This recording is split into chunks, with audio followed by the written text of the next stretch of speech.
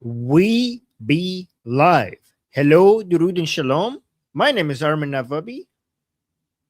I'm Ali Sawani, and we will bring you the news today. So, welcome back, everyone. We were able to hear that Israel has officially opened its bomb shelters to its citizens for this weekend, anticipating an all-out war and missile launches from the IRGC after they were apparently notified by U.S. officials of an escalation coming soon. The U.S. State Department issued another worldwide alert citing escalation in the Middle East. So diplomats from the UK, France, and Germany have reportedly evacuated Iran, and we currently have the biggest airlift we've seen in months, bringing equipment to the Middle East all day last night and today. We're about to see a 13th night in a row of U.S. strikes on the Islamic Republic of Iran to gain further control of the Strait of Hormuz and provide safe passage for oil tankers, with the strikes expected to expand. On average, one oil tanker has been struck every 3 days, and we're already hearing some preliminary reports that maybe another one was struck tonight.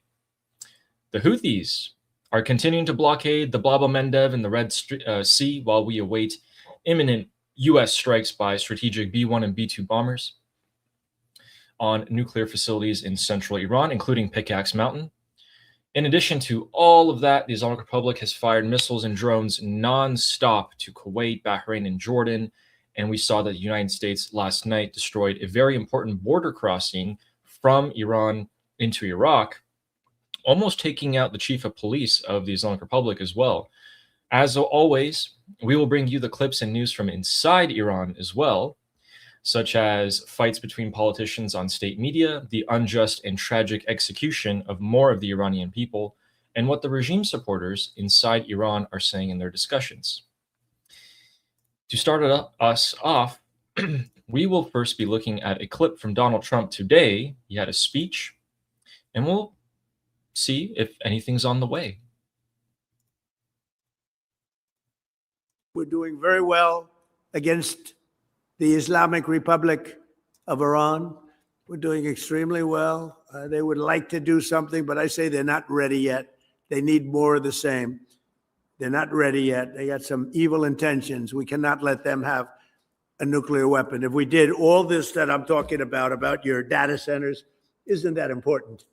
When they start blowing away communities one by one, we cannot let them ever even think about having a nuclear weapon, and that's exactly what's happening.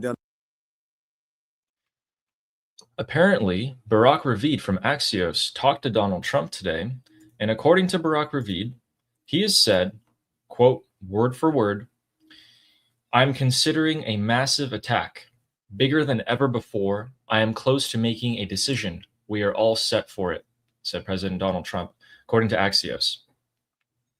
Now, this comes in light with all of the bomb shelters in Israel being reopened and citizens getting alerts on their phones and etc. that perhaps be prepared for some escalation this coming weekend. You know what that tells me, though, Armin? It tells me that Israel doesn't know exactly when we're going to escalate. They just got the notification that it's going to happen. What do you think? It's hard for me to believe that Americans would arrange any large-scale military operations without coordinating with Israel. At least talking to them. Yeah. And that does check out because Benjamin Netanyahu was scheduled to come to the United States, and he has now canceled his trip in light of this escalation that's about to happen. All of these things are pointing towards a lot of interesting news coming out. A lot of people are reported seeing bombers or expecting bombers to be on their way because we see refueling tankers active over Greece and the Mediterranean. What we did see on Tuesday, and I was right about this, the B-1 bomber was active on Tuesday over the Islamic Republic of Iran, over Tehran, and did strike the missile cities, production facilities there. The B-1 was escorted from England with a train of refueling tankers to get it to Iran. And it looks like people are largely expecting the same because the same train of refueling tankers is active as we speak. They are scheduled to arrive in about 2 hours, so we will be catching it on stream, hopefully. if that does seem to be the case. And we can even see that there was a worldwide safety alert issued by the State Department, stating that due to heightened tensions in the Middle East, the security environment remains complex, with the potential for unforeseen escalation. Now, this issue was alerted to all Americans, but it seems that most embassies from foreign countries inside Iran also took this pretty seriously. And there are many countries like New Zealand and Australia even declaring that there is an absolute no-go to the Islamic Republic of Iran, no travel. Same with Germany, France, the UK, United States, and some other countries here as well. Speaking of the American government, we saw something pretty annoying, but we're pretty used to it at this point. If we go over to Faytuck's News, we can see that the Senate and the House have yet again voted to limit President Donald Trump's powers in the war with Iran. The House voted and passed to limit Trump's powers, but the Senate voted to reject it. So this has not gone through to the president so far. Even if it did, he would still veto it. The Senate and House would need a 2/3 majority. It's never going to happen. They continue to be annoying little pests that they are, the United States House and Senate, speaking as an American who grew up in the system. In terms of diplomatic, developments, we can see that the Prime Minister of Iraq, Ali al-Zaidi, is now in Tehran. And he has done some interesting meetings with some interesting people. After he announced his visit, we can see him here shaking hands with a man that we all know. I was able to grab this from an Islamic Republic state media channel. That on the right is Ghalibaf, the current number 2 or even number 1, you might say, of the Islamic Republic. And on the left is the Prime Minister of Iraq. This comes after al-Zaidi visited the White House a few days ago, signing 19 historic agreements with the United States on everything from war to energy. And now he is in Tehran. And that's not the only person that he is met with.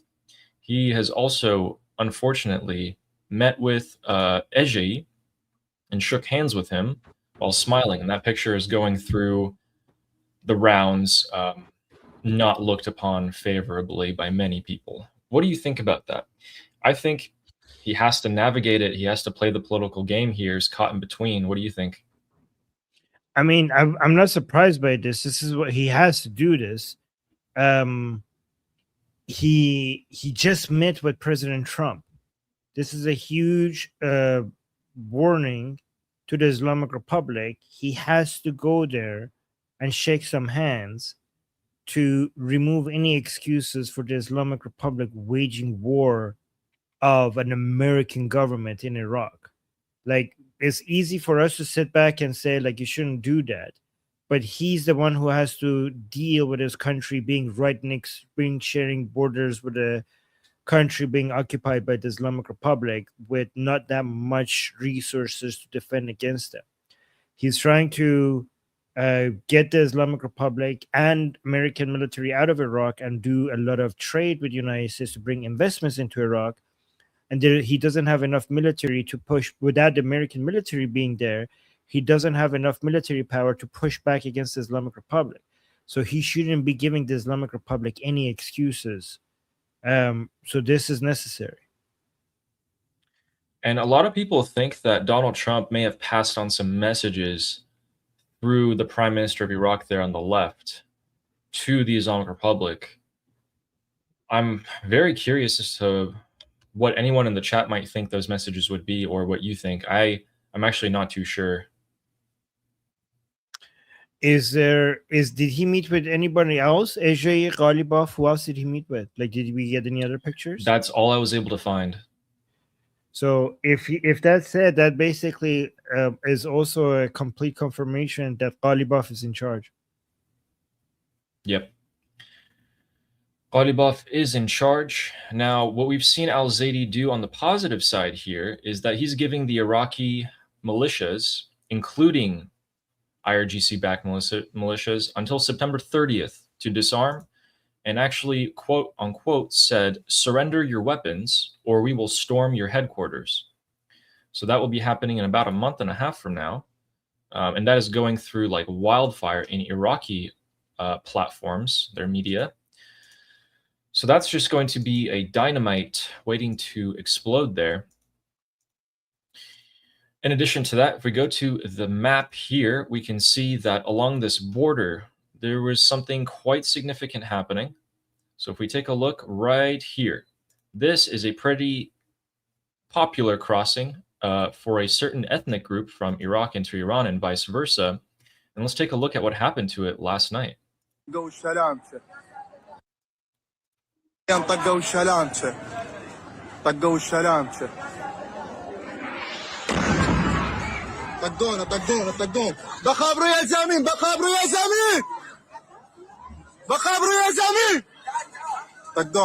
he's saying lay on the ground.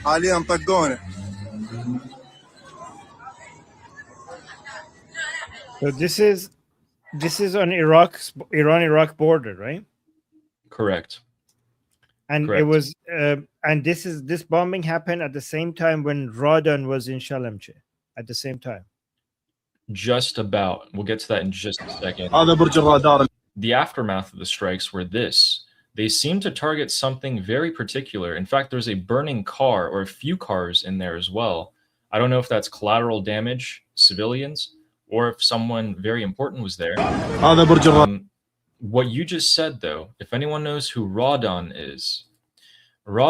is one of the most murderous people in planet Earth alive. He has probably the most amount of blood on his hands out of anyone currently alive, directly by issuing orders and conducting plans on how to massacre civilians. We can see him there. He was there earlier. He was there, I think, 3 or 4 hours before that strike took place. I couldn't find any confirmation to see if he was still there. There is a very small possibility that he may have still been there, and that's why the strike occurred. But we have no confirmation on that. So let me show people where that guy is. We don't have any confirmation, but a lot of Iranians are hoping that strike was intended to take this guy out, Radon, the head of police, the person responsible for killing a lot of Iranian protesters. So they are hoping that he was the target. That man, or rather monster, conducted a plan and drafted a plan for years on how to organize kill boxes to effectively mow down civilians, unarmed civilians, ending up in over a 50,000 civilian death toll in 10 hours, making it the most horrific massacre of human beings in modern history. Now, of course, most people in the Islamic Republic are also directly responsible for this. And for this reason for the strikes, as I was able to found from other analysts here, went around digging, it said that seems that someone important from the IRGC was there, or there were some IRGC teams that were intending to go into Iraq to help out the militias there, and they got eliminated, or they were actually an espionage team headed for Kuwait. Other than those three options, I couldn't really find any other reason why the U.S. would strike this crossing. So maybe we'll find some more info about that hopefully soon.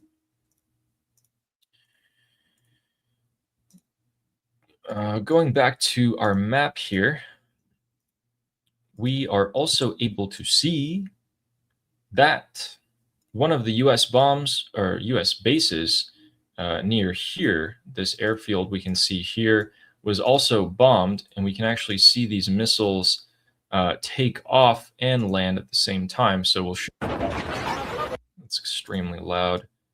So we can see the missile landing on the airbase. I don't know if this is OPSEC, but this clip has been going around. We can actually see two explosions right there on that U.S. base in Jordan. We can see it one more time at the tail end of the clip. You can see them trying to track the missile, and it lands right there.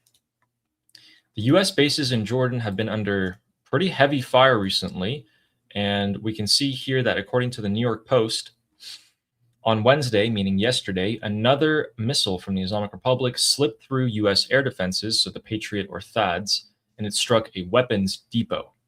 This is the same base where 3 American troops were killed just last week, and they said that it caused a mushroom cloud. I'm not quite sure what that could mean here. But in general, a lot of people have been raising questions. Why are the US bases so poorly defended? Well, the answer is actually because the missiles that the Islamic Republic are using are some of their more advanced ones. They do reach hypersonic speeds at some point in their flight and are able to maneuver mid-air to dodge Patriot interceptors here. The question, though, is being raised, why are CENTCOM commanders not allowing or pushing for these bases to build more shelters? They don't have any bomb shelters. They have some concrete walls and metal containers that they have. And we were actually able to find, so according to the Enforcer YouTube channel, who directly spoke to a service member on this base currently serving, who chose to be anonymous, there are 0 bomb shelters. There are only some containers and some pits, machine gun pits that they lie in, and some concrete enclosures.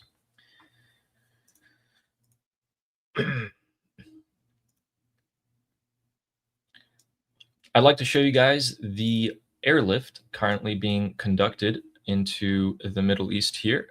You can see that right here. So last night, what it looked like was this. And we haven't seen this for a long time. And that was just last night. Today, the picture looks like this. So we have a steady trail of equipment being lifted from Europe into the Middle East, and empty tankers going into Europe to pick up any of the rest. You can also see a couple planes right there by England in the top left, largely believed to have started off the B-1 or B-2's descent here into the Middle East. Now, we do have about 1 a.m., 1:30 a.m. in the Middle East right now over Iran, and generally we see strikes conducted just about right now, or about 30 minutes from now is when they usually begin. Do you think we'll have a 13th night in a row of strikes on the Islamic Republic? Yeah, I mean, I don't see any reason for them stopping. I mean, do you? I've seen no reason for them to stop. What I don't want to see, though, unfortunately, what did end up happening is here in Bushehr, CENTCOM released one of the videos, and on the hospital, sorry, not the hospital, the airfield, in this general area, they just struck some old pipes that were there for 15 years. And that raised a lot of questions as to, was it an AI system that mistakenly struck it or gave false intel? Was the intel not properly vetted? What other intel is not being properly vetted? Wait, where is so that? they're a little bit under flack. Sorry? Where is that? Where is that? We showed it yesterday, actually. Let me go see if I can find it. July 22nd. Oh, it's okay. It's okay. No, that's okay. That's okay. Should be, oh yeah, I have the pin right there. So let's take a look. But it just meant where so here it is. So it's in that airport, and that red box are basically just a bunch of pipes with some military camo painted on them. And they were subject to a strike by a CENTCOM video. People went and checked out and saw those pipes were there for 15 years. It's not, so they look, not ideal. They look like missiles. Is that why they hit them? It seemed like they looked like missiles. Mm. But if that information was properly vetted, I mean, with just a simple Google, Earth look, they would have seen that that was definitely not the case. So I expect Congress to crawl all over that and start questioning CENTCOM pretty much immediately. I mean, it happened yesterday, so we're going to see that soon. I mean, come on. Like, what do you expect? Everything to be 100%, every single strike to be 100% correct? Like, who has that record for everything to be 100% correct information? Yeah, it's a fair point. We have a couple of memes coming up for you guys from the Islamic Republic, but before that, a couple of kinetic things happened. So in the southern, southeast border of the Islamic Republic in Pakistan, there was a border clash where I was able to find in this piece of Islamic Republic state media that some separatist or freedom fighters or whoever they may have been attacked some border guards and were found out and were actually taken out, resulting in about 2 casualties. And that's all we were able to find of this news. So it looks like the Baluchi, which is the southeast portion of Iran here, have still been pretty active in the past few months. They've targeted probably around a dozen IRGC officers, including intelligence officers as well, and assassinated them. So they are still conducting some sort of operations in the area. Let's get into the Strait of Hormuz. So we saw that CENTCOM reported that the Strait is still under our control. The Islamic Republic does not control it, even if they declare it so. And we have actually allowed 900 ships since early May to pass through the Strait of Hormuz. For reference, while this is amazing, an amazing job from the United States military to bring these ships out safely under heavy missile fire and threats, for comparison, in the 80 days, so about 2.5 months, 3 months before the war started, 10,270 ships passed by in that 80-day period. On the same 80-day period since Project Freedom began, which is 79 days ago, 900 ships have passed through. So that just goes to show how incredibly difficult the Islamic Republic has made it for oil shipping to be conducted in the Strait of Hormuz. We're not even at 10% of the previous traffic. The good news is U.S. Energy Secretary Chris Wright did say that about 2/3 of the pre-war traffic oil flow is still being conducted. I'm assuming that's pretty much an average barrels per day and not, ships per day. So that has helped, but oil prices are pretty much at $100 right now. And I'm going to check that again. Checked it just a couple hours ago. So oil prices per barrel are now at $100 officially, $100.55,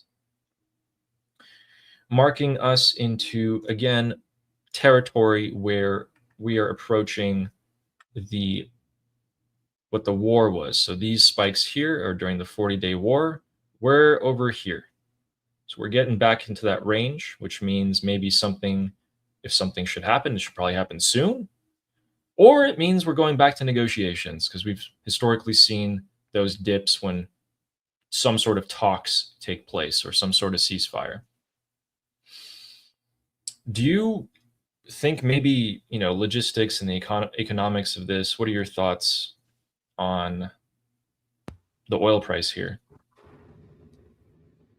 Yeah, I think this confirms that the combination of attack, like this is not just because of the attacks, the increased kinetic operations around the Strait of Hormuz is also in response to Bab al-Mandab. The Houthis are getting more active. Their mere announcement of the blockade had a huge impact on the behavior of tankers around the Bab al-Mandab, around the Red Sea. But now they, just yesterday, they started attacking ships as well. So the combination of both attacks, the Islamic Republic on ships, commercial ships around the Strait of Hormuz, and the Houthis attacks on ships around Bab al-Mandab, that's what it would do. And again, this also suggests that if it gets escalated more, by the way, the prices are now more sensitive to escalation than before, because last time the market took into account the huge oil reserves that many countries had. A lot of that is not there, and there is no way to make up for the around 18 million barrels per day loss that this will cause. There is no alternative. Like, I know we have Venezuela is on US's side now, so is Iraq, but there is no way to in time bring all of that into, especially now with the sanctions on Russia as well. on Russian's oil. There is no alternative to all of that. So the price sensitivity is so high. So we, like, the Islamic Republic's understanding is that if the Americans escalate, they could reach numbers close to $200 per barrel if this escalates, and even above. And now, mind you, they thought about this. They thought this would happen last time as well, and it didn't. But their understanding is that this time it will be different because of low strategic oil reserves. Some people criticize President Trump from coming out and publicly announcing that is a limitation, because some people say, well, he's just saying that as a way to his 5D chess, art of the deal, stuff like that. But some people are saying whatever it was, it emboldened the Islamic Republic, thinking that they have the upper hand, and the Americans are holding back because they don't have enough strategic oil reserves. But the point is that the problem is that the Islamic Republic is not leaving that many options on the table for President Trump anyways. So even it might even be true that the Americans, if they want to escalate, they don't want to escalate now. That it might be true that they don't want to do it now, but the Islamic Republic is basically making President Trump lose his patience.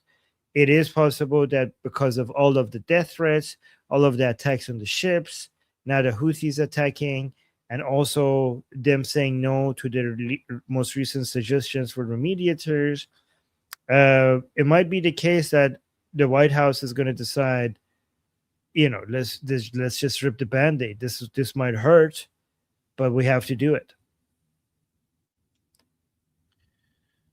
That's a great point. And the regime is kind of trapped here in a complete dead end. So if it doesn't fire, it loses its deterrence and it gets humiliated. If it fires, well, depending on who it fires to, it gets bombarded heavily. So you can destroy their infrastructure. If they fire on Israel, they just get completely annihilated in terms of leadership. So it's kind of a lose-lose situation for them after all their cards have been repeatedly taken out of their hands. Do we think what is the last remaining card that the Islamic Republic has, in your opinion? Well, they have a couple right now. Again, like we said before, the Houthis, because even though the Houthis are very weak compared to before, they still are able to attack ships with very little equipment. The Houthis are a card. Hezbollah doesn't seem to be a card right now anymore. We'll see. Because attacking Israel is a big red line right now for the Islamic Republic, because they're terrified that if they get Israel involved in any ways, they're going to come, because it's the Israeli specialty to come and take out regime leaders, right?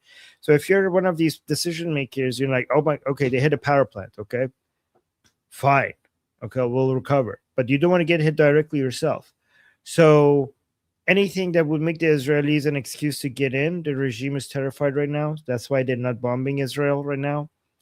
They might, if Israel does get involved, they might, but they're not attacking Israel right now. They're really scared. Their main leverage that they haven't yet used is bombing energy infrastructure, water desalination infrastructure, and other tech infrastructure at a much larger scale in the Arab country. I know they have somewhat hit those here and there, but they haven't gone heavy on them in the way that they have on other things, right?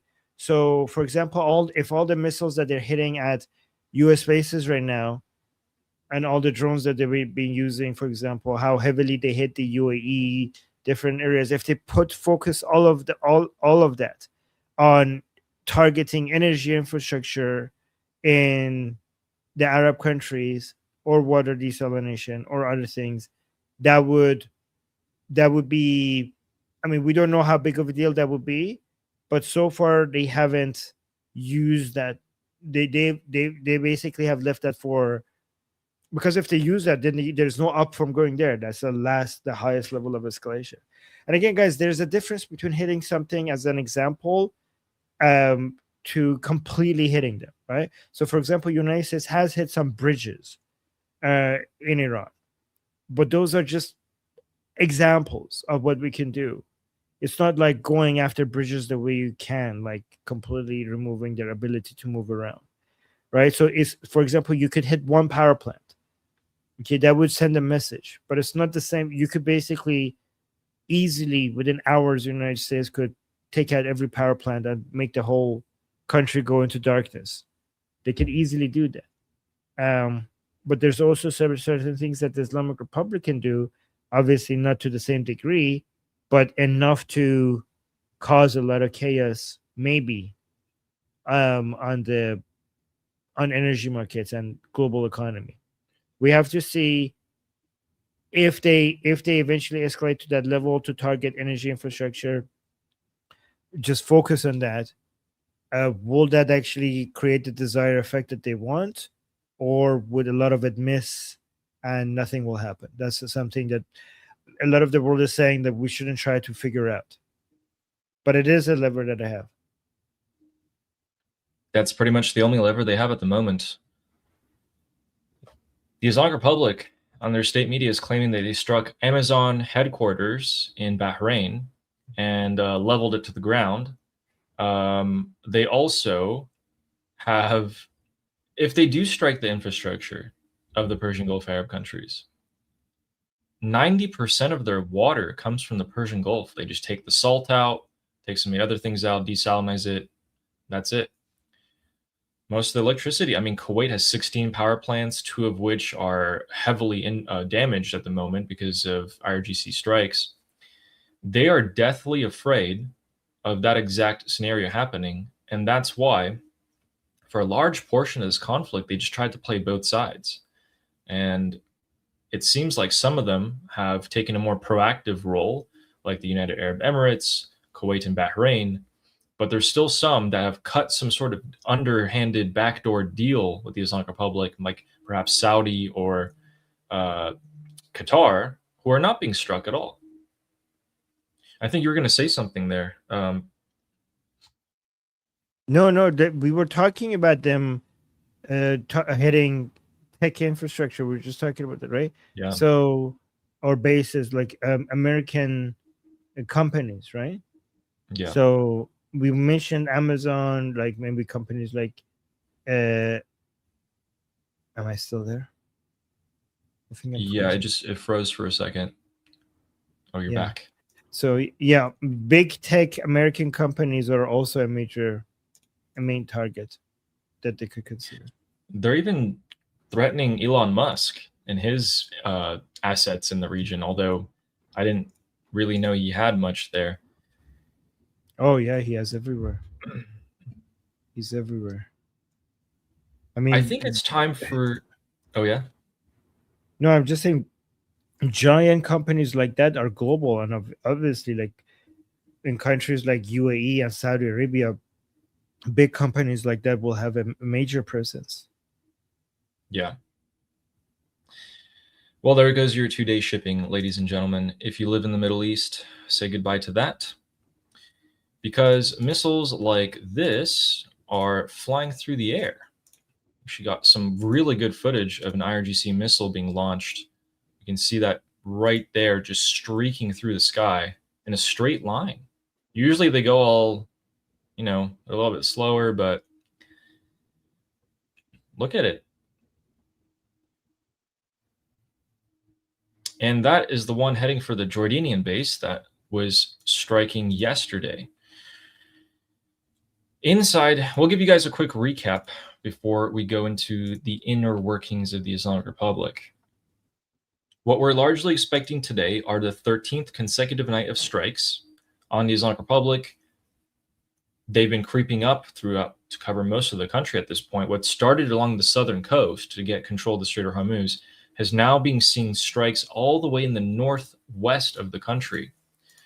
On the map here, we can see that generally CENTCOM and its aircraft carriers are conducting operations from here. They actually moved back a bit to be safe again, which was a big indicator that they were going to start these strikes. But we see cities up here being struck for a couple nights in a row. Not only that, but we've seen here being struck. Even around the capital city of Tehran has also been struck. And you know what hasn't been struck, Armin? As per usual, Mashhad in the eastern part of the country isn't struck.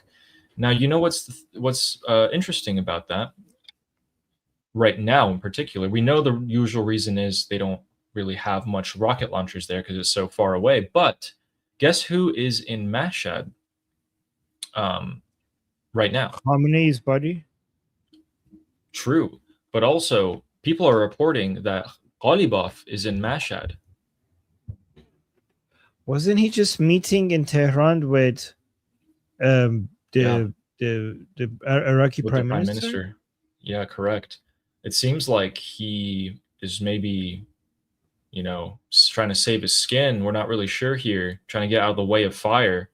Not too certain about that. Are you sure So, he's in Mashhad? We're not 100% sure about that. So people in the city of Mashhad are reporting an intense security presence and multiple top officials who are being transported there. People are guessing that it's Ghalibaf, and it would make a lot of sense for Ghalibaf to clear the way and get himself out of the danger zone, but we haven't got eyes on him yet. So we're waiting for that. That would be huge for the regime supporters to start attacking him again.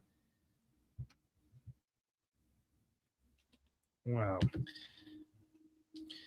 If we go to the capital city, but be careful with that, because there's so much Yeah. rumors about these things. Like there's so many people who love to come up with like stories.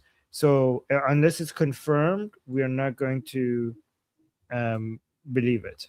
So correct. But good, absolutely. But good to know what the rumors are. Yeah.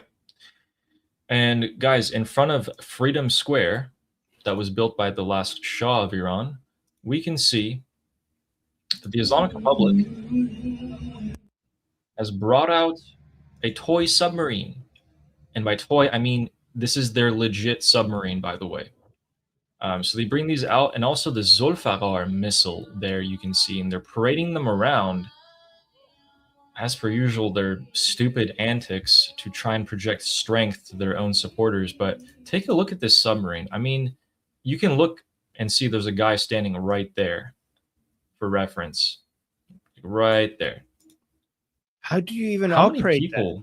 How many people do, like, are you lying down in that? Are you sitting down? How do you walk through it? It's just... How many people are in there? I have no idea. I would personally not feel comfortable with more than me and maybe one other person in that. I've heard up to 8 go in there. I'm glad that I was not born into the Islamic Republic Navy, I guess. It seems like imagine hell. being in there and then hearing that it got struck and that you're about to drown and have a very slow death. Except you would drown immediately, because instead of taking on water, you'd probably just snap in half. The missile is probably as big as your submarine. And speaking of southern or more memes, if we look at the southern coast of Iran, we can see, I don't know if you've seen this clip. Let me know if you have. Oh, is she going to get the cold? The people are just going to the cold, like people are not very warm with. So she's the speaker for the executive branch for the presidency, and she's going in the south to meet with people to encourage them, and people are not very interested in talking to her, right? Like, actually, you give your explanation. I kind of ruined it, but you go explain. So no, you're absolutely right. This is a representative of the president of the Islamic Republic, and she got sent down here to push some propaganda, to be like, okay, so right now in the Islamic Republic, for those who don't know, the South is basically turned into a sort of Lebanon, where the U.S. is striking whenever they want, taking shifts, striking it day and night, and the regime supporters are really pissed. Pezeshkian, the president, sent down one of his representatives here to try and raise the morale, and we can see exactly how it goes. She's like, how are you? Are you good? How are you?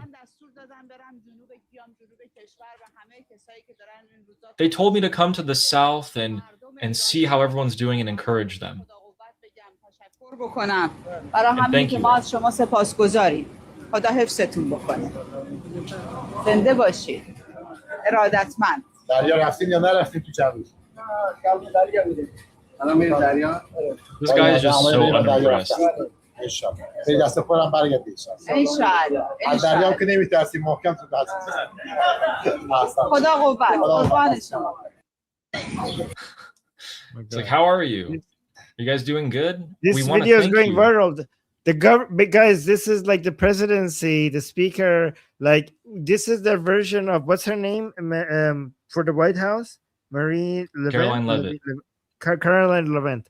This is the the team version of Caroline Levitt. She went from the capital to the south to see how the people are doing. And look at this guy is just like, yeah, okay. He's like, oh God. Actually yeah, like, okay. So this video this video is going viral on Persian social media because these guys are just like not very impressed. You know what is impressive is that boat is pretty colorful. Yeah, I want to go on that. You know what, guys? When Iran is freed, I'm going to find that boat and I am going to recreate this meme. Do it. These two guys are southern coast Iranians. You can see they're extremely tan. They work on a boat. They're out in the sun all the time. They're leading a harsh life. It's 120 degrees. And this lady, right, from the air-conditioned capital comes down. Who is the source of their misery? How are you guys doing? We want to thank you guys. And he's not saying, how are you guys doing? Not saying anything. One more time. How are you guys doing? We want to thank you guys. And then finally the guy goes, okay. Oh man. She was looking for any response, and then they were like, she was trying to. And get they still out. aired it. Yes. I'm surprised they didn't censor that, because there was something else they should have censored. They should have censored something else, and they didn't. What? Do you know about this? Oh yes. It's the guy on the right here is one of the most disgusting pro-Islam politicians. He is one of the people who's like, why are we calling it the Islamic Republic? We shouldn't have a republic. It should just be Islamic. There's no, nothing like this. Kill all the non-believers type of person. And the person on the left is another member of parliament who is, unfortunately, much more stupid than the guy on the right. And we'll translate what this means. Actually, Armin, do you want to translate what this means for them? We play it? Okay, yeah, let's do that.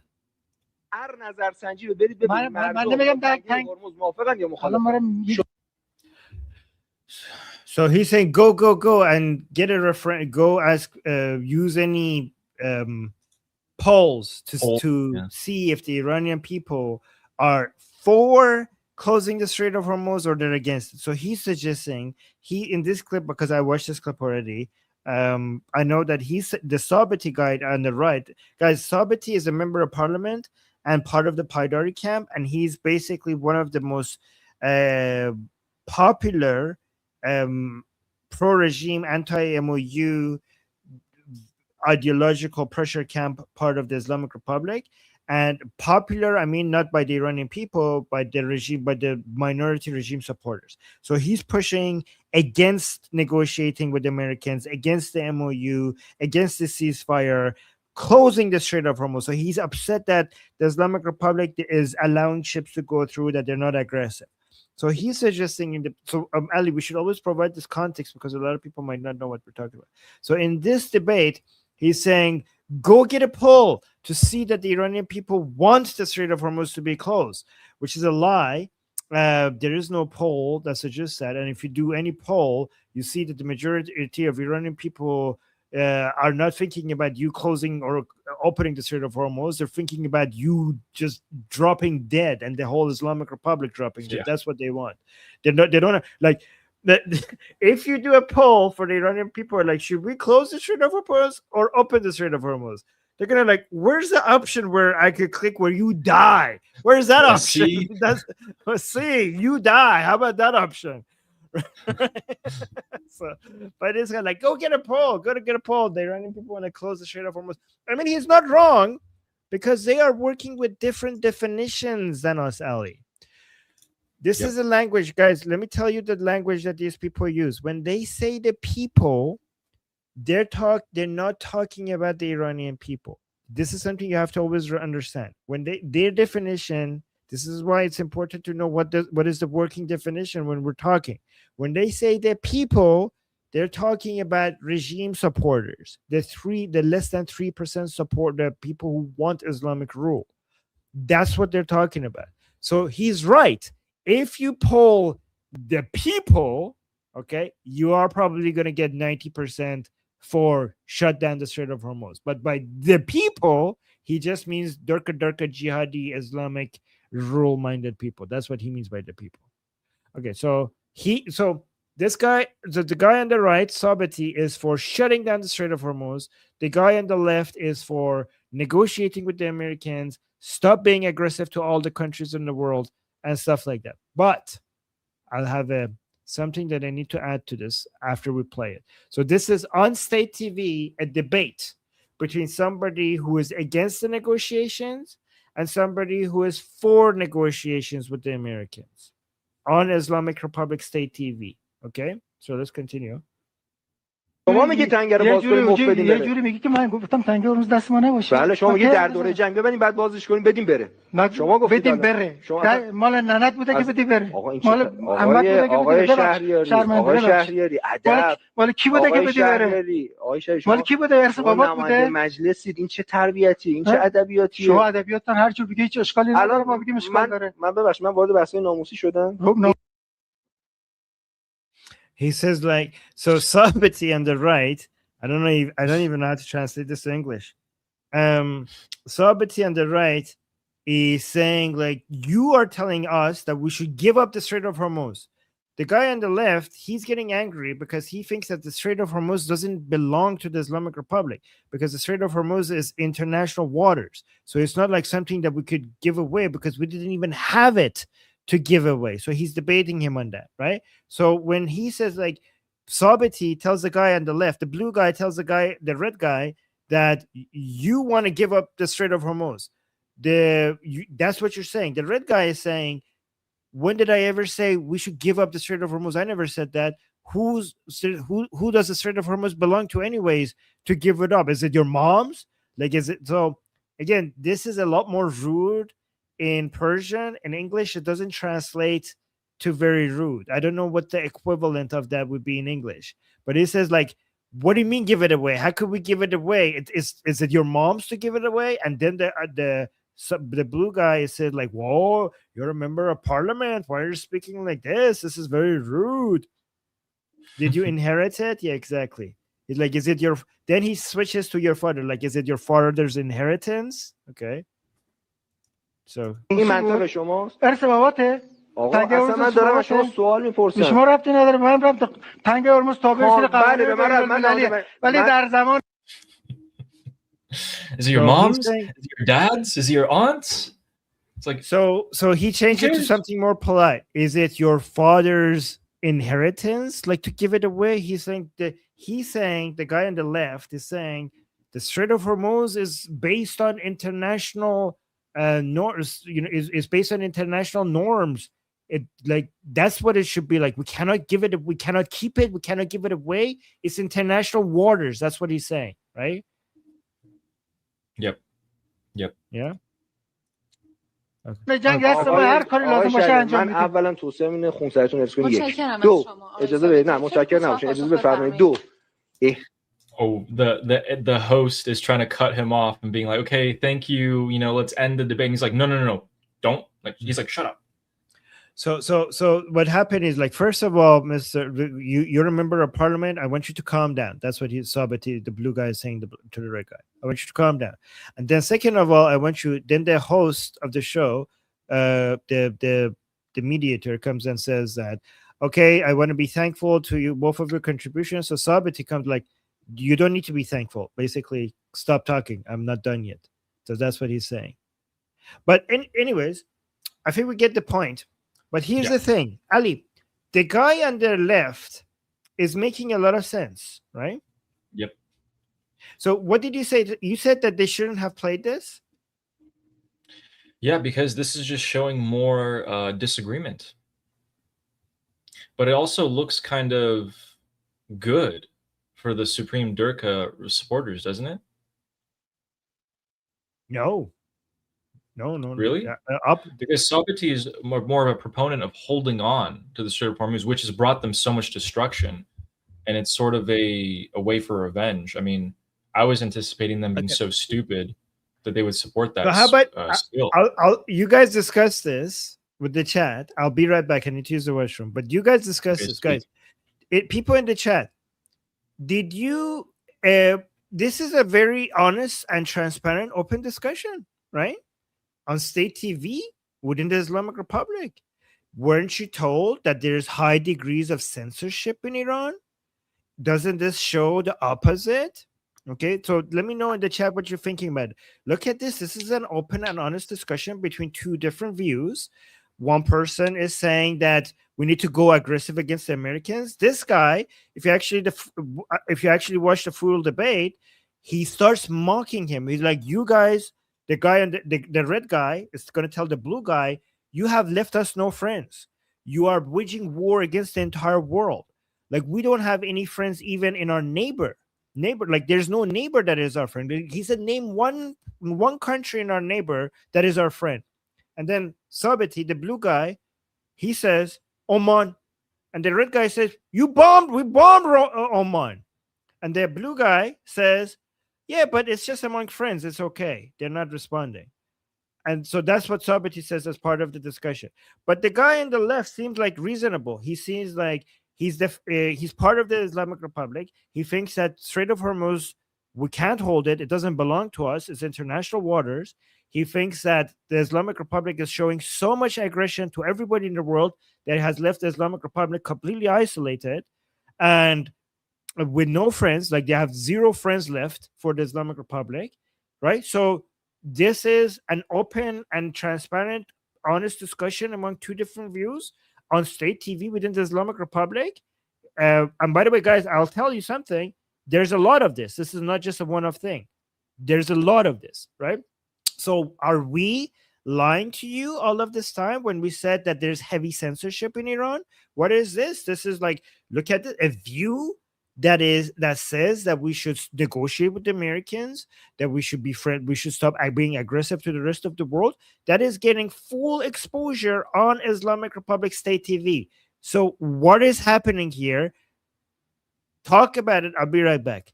So let me know what you guys think. I'll tell you what's happening when I come back. Okay, sweet. All right, guys. So it looks like some freedom of speech is trying to be displayed by the Islamic Republic, which makes a lot of sense here. We also, before Armin gets back, we also have a truth statement post from Donald Trump 20 minutes ago. Oh God, what just happened? There we go. So this is going to make quite a lot of people angry, and it could make a lot of sense. So President Donald Trump basically is just saying, from here on out, every time the Islamic Republic bombs and hurts a ship or anything related to the shipping in the Strait of Hormuz, the money that the Islamic Republic has that we got in our controlled accounts, remember what happened was the sanctions were lifted on the Islamic Republic. They sold their oil. They got about $8-9 billion, and that is going into U.S. interest-bearing accounts that is allowing the Islamic Republic to buy corn and wheat and beans from the U.S. Now he's saying, Donald Trump is saying, every time you hit a ship, we're going to use that money to recover the damages there.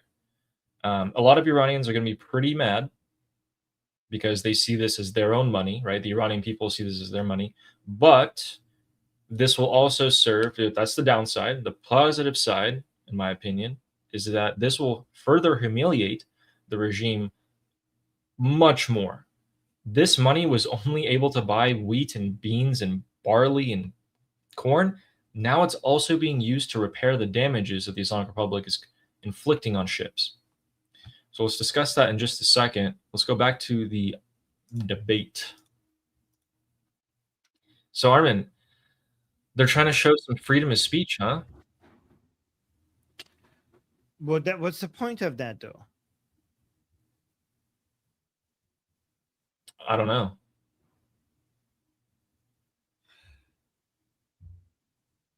Okay, so this is the calculation. Okay, the blue guy is being used as a boogeyman.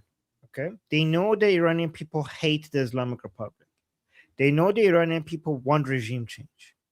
The Iranian people gave the biggest price possible for regime change, and so far we haven't had regime change. The Islamic Republic wants to show that there is an alternative to regime change, the red guy. Okay? The red guy is the alternative to regime change. It's the false hope. It's the lie. The It's reformers. the pressure. It's the pustandazi, which is basically what we call skin shedding. Okay, so it's basically we call it to skin shedding because just like a snake, when it sheds its skin, it's the same snake but with a new skin. They're trying to preserve the Islamic Republic. They want to make the Iranian people choose the red guy instead of regime change. It's a marketing tactic because they know the blue guy is going extinct. The Islamic Republic understands that the blue guy is going extinct. So they either have to sell the idea of the red guy to the Iranian people to keep the Islamic Republic, or the whole thing, they will lose the whole thing. So this cut off is their arm to stay alive. this has been a multi-year plan project the Islamic Republic has had.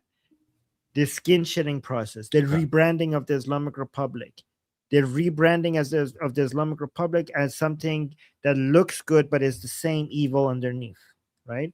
So, and I'll tell you why it's the same evil. But basically, there are only three options for the future of Iran, and one of them seems to have very close to zero chance.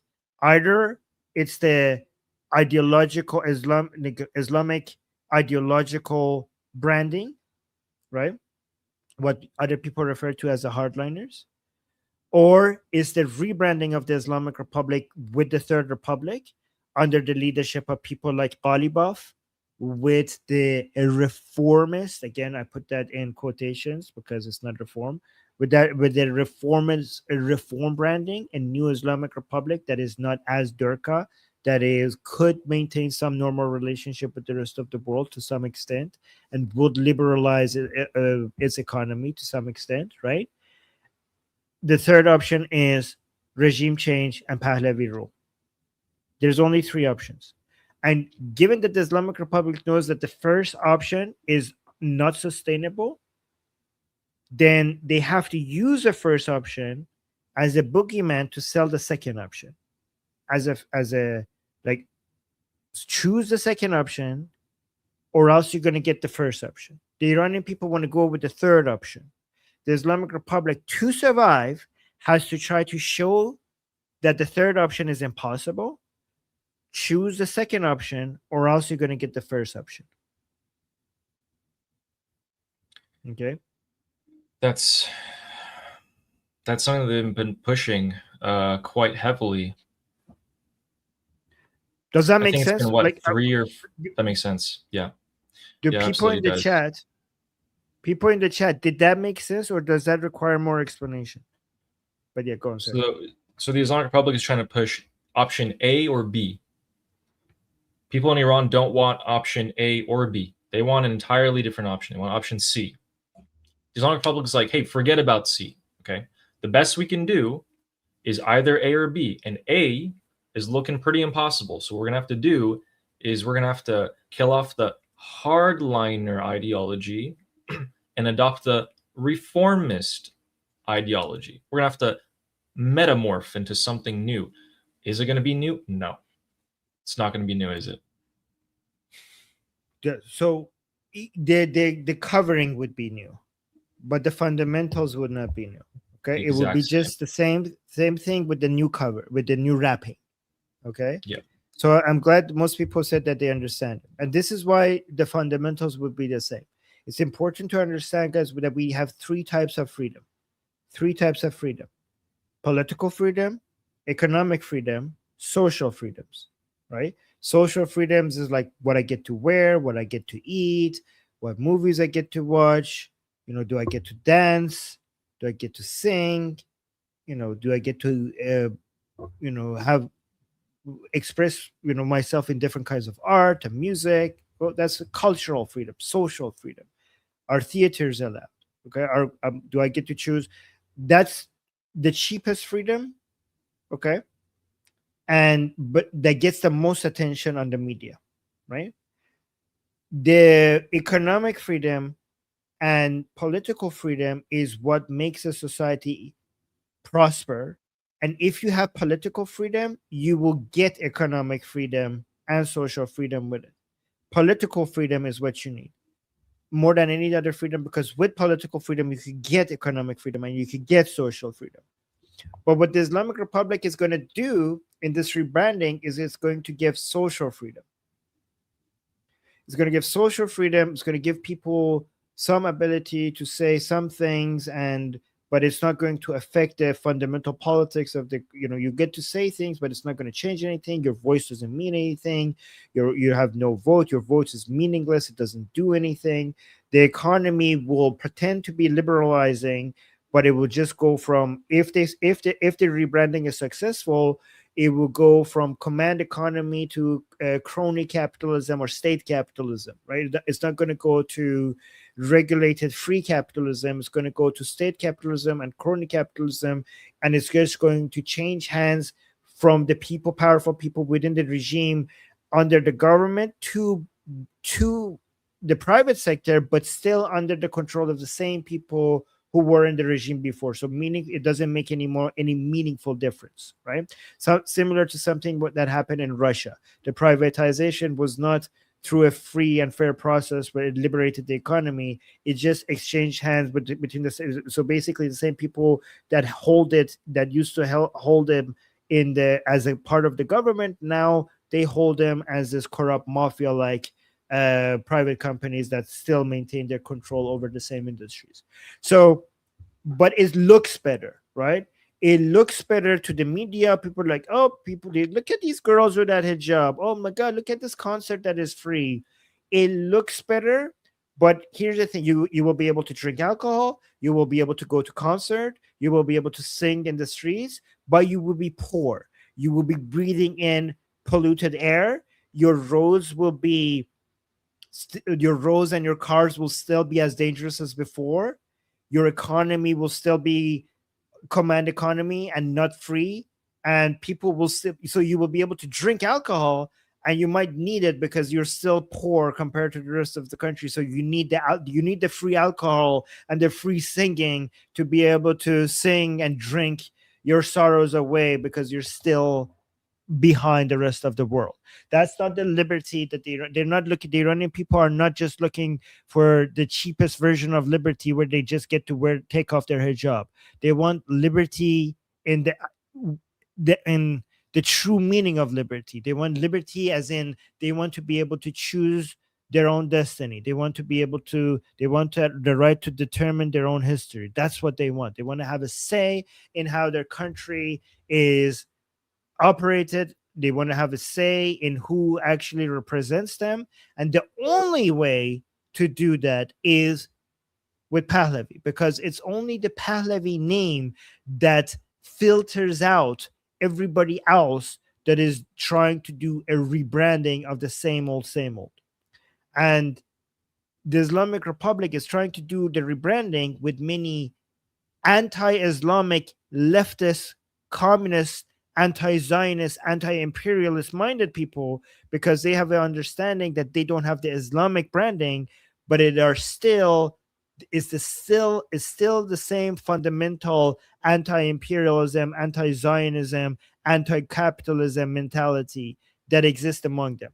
But they're trying to do a little bit of less Islam, do a little bit of a more, oh, we have women rights. Look, women have women get to speak and sing and without a hijab, but it's the same fundamental values that keeps Iran behind. And this is why the Iranian people have realized what this plan is, and they have bled for this plan not to work. So if anybody sees like, oh, look, this guy makes a lot of sense, maybe they're not that bad, let's go for them.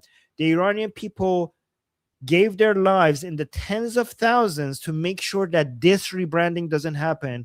The only way that Iran will be free is with Pahlavi. And the reason, and this is not, a lot of people don't understand why just Pahlavi, why there's no option, no other option, because the Islamic Republic has managed to create so much false opposition that looks very un-Islamic, that looks very much against the Islamic Republic as a whole. But every single time the Iranian people realize that this is with the Islamic Republic, this is part of the plan of the Islamic Republic, so that the people who are now in power could continue staying in power.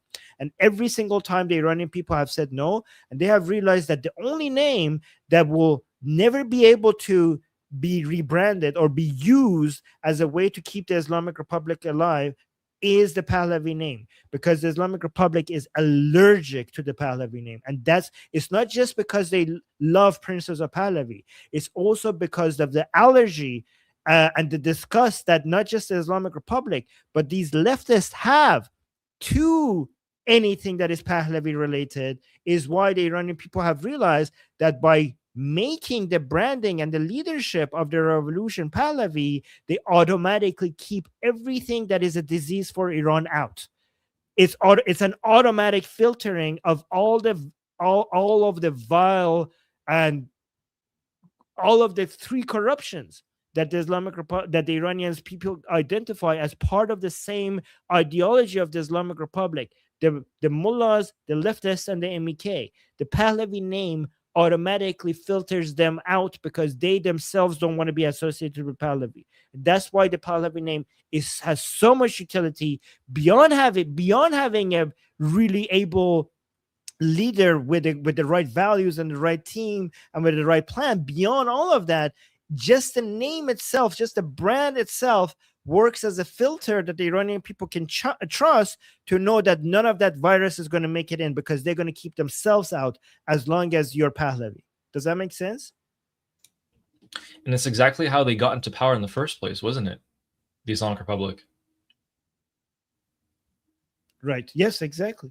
Guys, the fundamentals of the Islamic Republic is not Islam.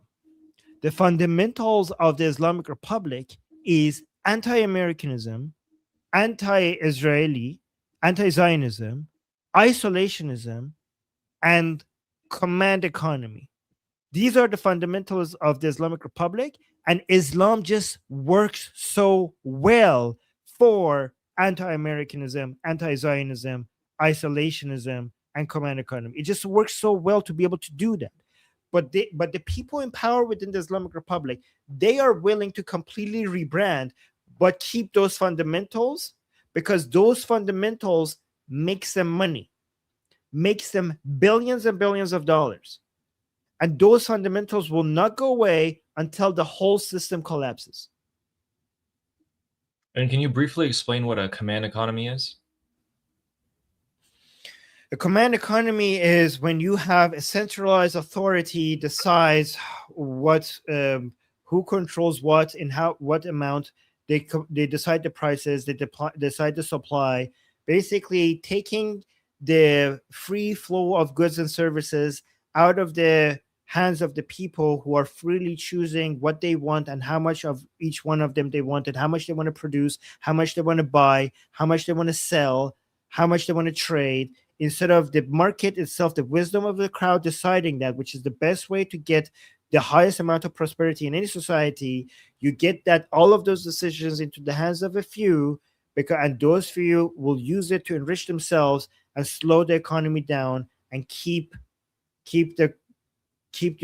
your society backwards, keep your country back. But it's good for keeping some few people at the top very rich, but it basically is the fastest way to reach poverty, to bring poverty to a society, to a country. Gotcha. And the Islamic Republic just managed to manage that system way worse than Russia and China did. So, I'm looking at the updates here, and we seem to still have some unconfirmed reports of explosions. But what I do want to get to was Donald Trump's Truth Social. So we're still waiting on the major strikes to be conducted tonight. It'll be the 13th night. This isn't unusual for them to start so late. So we're approaching 2 a.m. Iran time here. We've seen them start around here. So going to this, by the way, thank you, Professor Nababi. Guys, that was excellent. And I'm going to write this. Thank you. Guys, that was great. Guys, come on. Guys. People. Thank you. Thank you. That's sweet. So, we go to Trump's Truth Social. I pulled it up when you went away for just a second. But he's saying that if the Islamic Republic hits a ship, we'll use the money that they have in our accounts to pay for it. The same money that was supposed to buy food, like the corn and stuff, they'll use that to pay for it.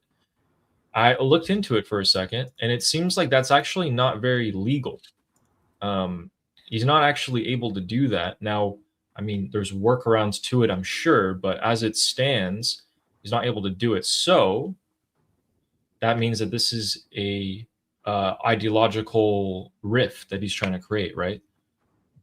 The regime supporters were already so sensitive about the buying of corn and wheat, and now they're being told that it's going to be used to pay for the damages the IRGC is making. What do you think? Okay, let me see. Please let the statement serve to represent until further notice that from this point forth, any and all damages done to ships, cargo, or anything related there will be paid for by Iranian money that the United States has in its possessions and controls. These damages may be very substantial, but nevertheless, this is the fair and equitable thing to do. Thank you for your attention to this one. So is this the money from the frozen funds or from the oil sale of oil that they were supposed to get some corn for? Which one is it? He didn't or specify, both? but if I was a regime supporter, I would immediately think about the corn because that's still fresh on my mind. This is so... You're right, Ali. Your analysis is 100% correct. Because they never got the corn. They never got the hay. They never got the corn. And now Trump is going to keep... Like, if I was a regime supporter that was against the negotiations, I would be pulling my hair out right now. I would like, you effing morons, what are you doing? You sold the oil. They opened the blockade to sell so that you could sell your oil, and they got the money. Like, how did you manage to walk into such an obvious trap? Guys, remember how many of you, when I was saying like the MOU does make sense, it might be a trap, it divides them. A lot of you like, no, Armin, the MOU is bad, negotiations are bad. Look at the trap that they walked in. Remember how many times we showed you videos of the Paidari camp people saying this is a trap, we're walking into a trap, and we told you the Paidari camp people are right, they are walking into a trap, and it was such an obvious trap. Remember how many times we told you like the Islamic Republic is falling for the negotiation trick by President Trump a third time? This is the third time that they're walking into a trap. It was such an obvious trap, and they fell into it. Like, oh no, Armin, the negotiations means that they're going to get so much money. They didn't. None of the benefits of the MOU, they didn't get the $24 billion. The $24 billion of frozen assets did not get released to them. The $300 billion that was supposed to be invested, none of that happened. Not only that, the blockade removal and the waiver of the sanctions that made the Islamic Republic be able to sell its oil, none of that money came to it. Went to the United States. The United States said, well, go sell your oil, and they are keeping the money. Maybe I hope so. I don't know actually, but it seems like they're keeping the money. Sure, we allow you to go sell your oil, and now we're gonna keep. Thank you for selling your oil, and now we're gonna keep the money from your oils. It's like, what the hell? Yeah, Scott Besson did say he's going to keep that money for the Iranian people.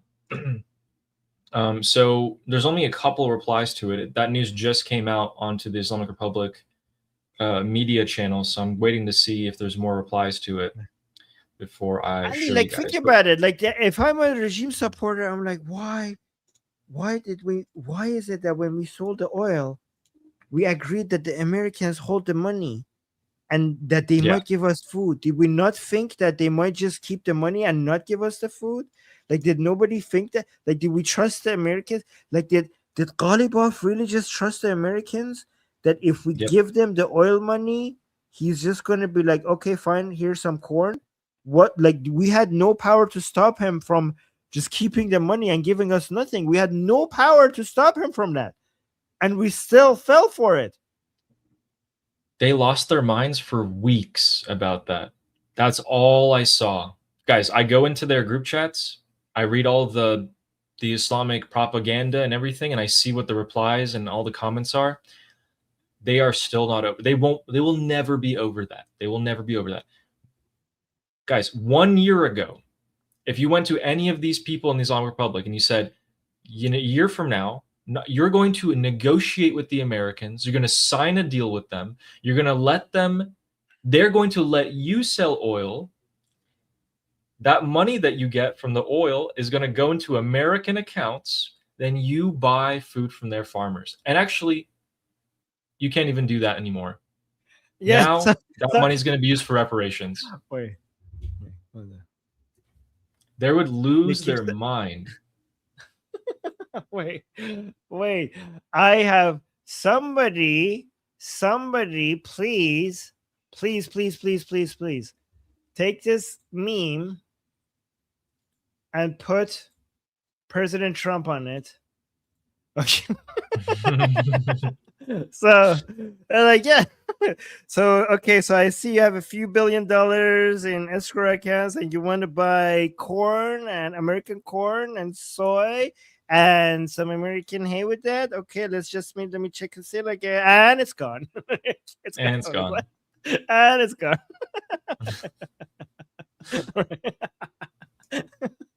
Oh my god, this is great. Yeah, give them some of that lettuce that you have right now. I think if you don't yeah, guys, Americans, don't throw away your lettuce. Just give it to the no, actually don't. You might, other people might. And I'm still looking at seeing what they're saying about it, but it's not looking.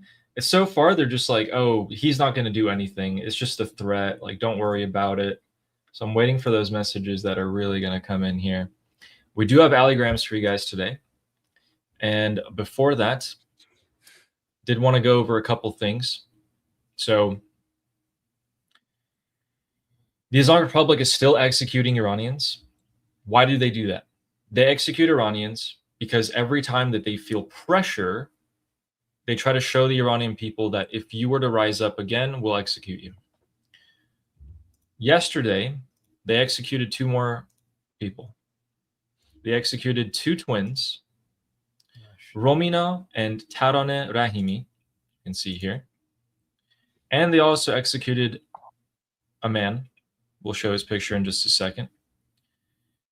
These 2 twins were executed for the crime of waging war against God. Okay.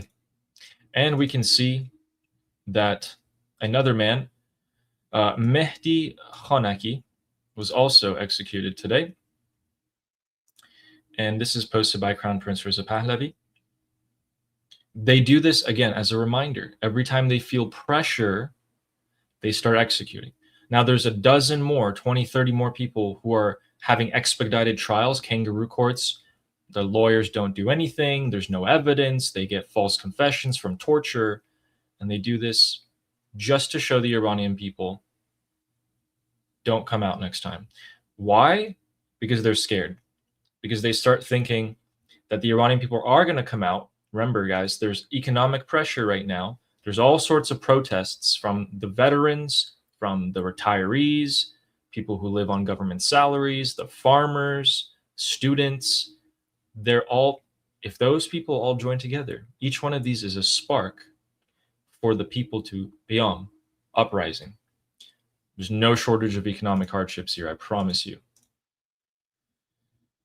So I want to make sure we got those Javid nums and you guys are aware of that.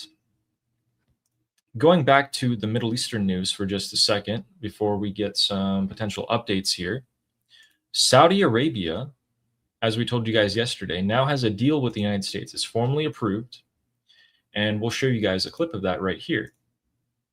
So this is Caroline Levitt, who's back from pregnancy. She came back a little while ago, and she's going to talk about the nuclear deal that's being made by the United States and Saudi Arabia, where Saudi in the future might even get to enrich uranium for a nuclear weapon. So let's see.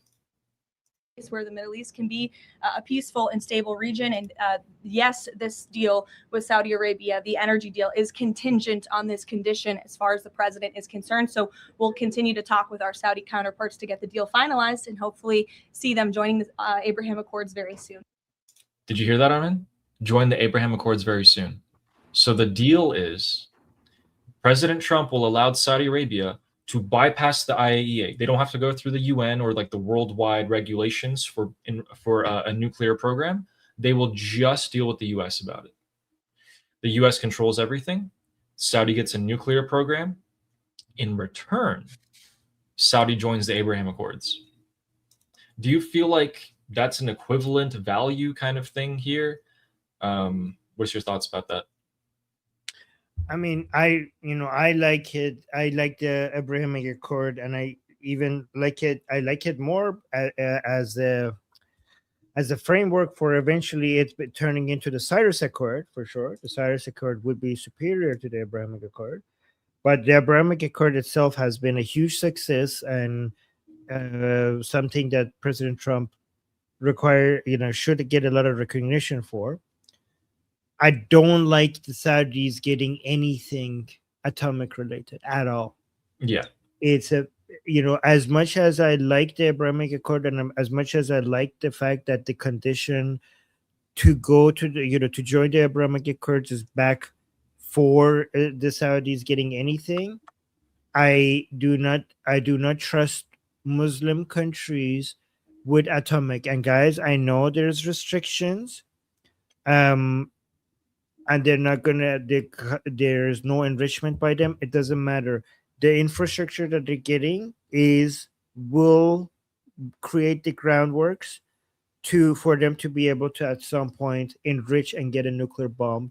And that I mean, I know it's not about trust, but it's a bad idea to allow Islamic countries having any nuclear facilities. And we learned this the hard way with Pakistan.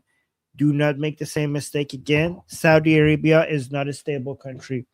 Even if the Saudis are very, very pro-America and ally of United States, there is underneath all of that, there's a revolution waiting to be happening, an Islamic revolution, a Wahhabi / plus Muslim Brotherhood revolution that is very much against the House of Saud. The House of Wahhab might rise one day again, and if oil prices drop really fast, the Saudis will go bankrupt. The whole nation could go into a lot of chaos and instability, and we might have an Islamic revolution in Saudi Arabia in a similar to what we saw in Iran in 1979. The Saudis know how big of a danger that is. This is their biggest nightmare. Many of what the Saudis do is for the sake of trying to push back against that revolution that they fear one day will happen in their country. And imagine if it does happen and Saudi Arabia goes back full Wahhabi after an Islamic revolution, and now you have give them the ability for them to make their own nuclear bombs. So that's a horrible idea, in my opinion, and should not be done. Yeah. And unfortunately, this is something that Congress couldn't even push back against unless they have a 2/3 majority.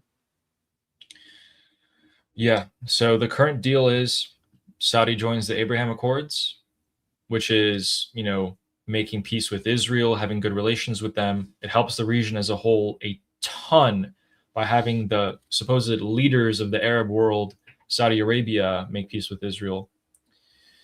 Signals to other people to follow, but then they get a nuclear program. And we all know that in the beginning it's for energy.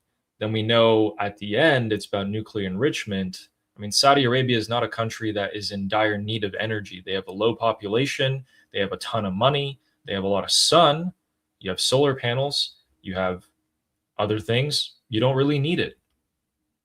Is this a setup for them to enrich uranium in the future, 10, 20 years from now? Probably.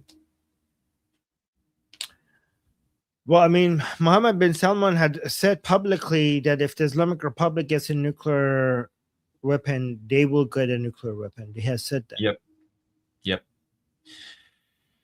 And we have some breaking news for you guys. So make sure you pay attention. Everyone perk up.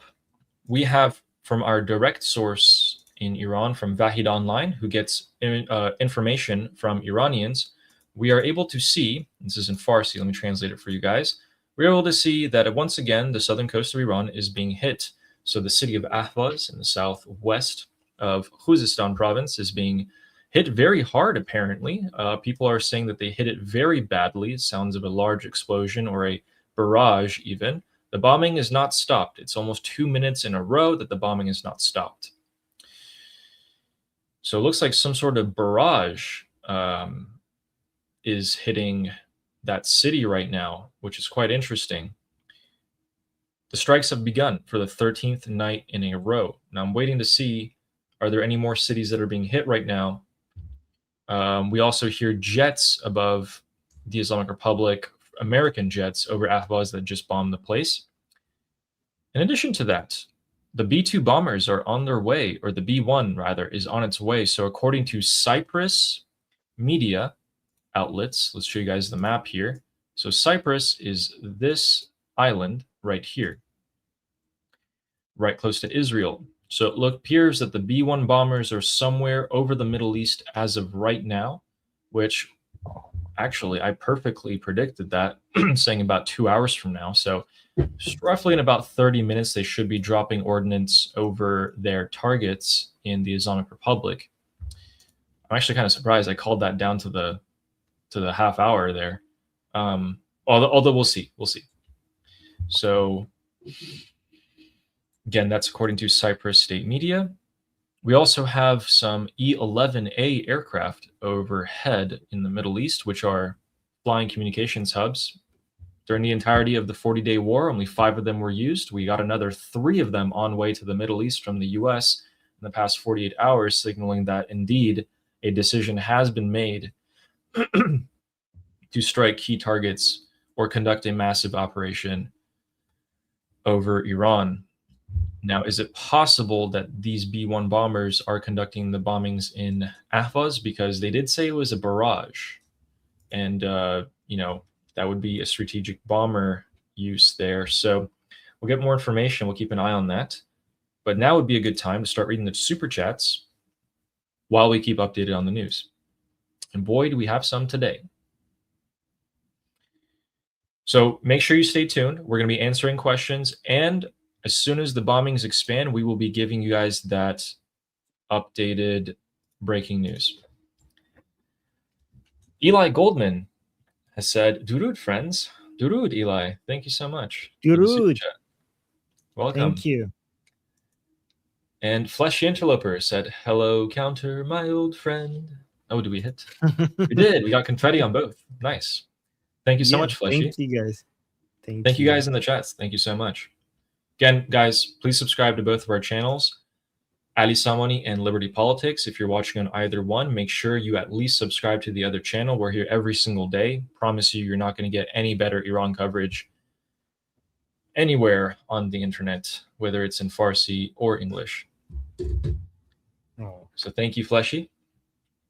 And Misha saying, thanks for the best intelligence coverage, Durud. Thank you so much. Misha's always very kind.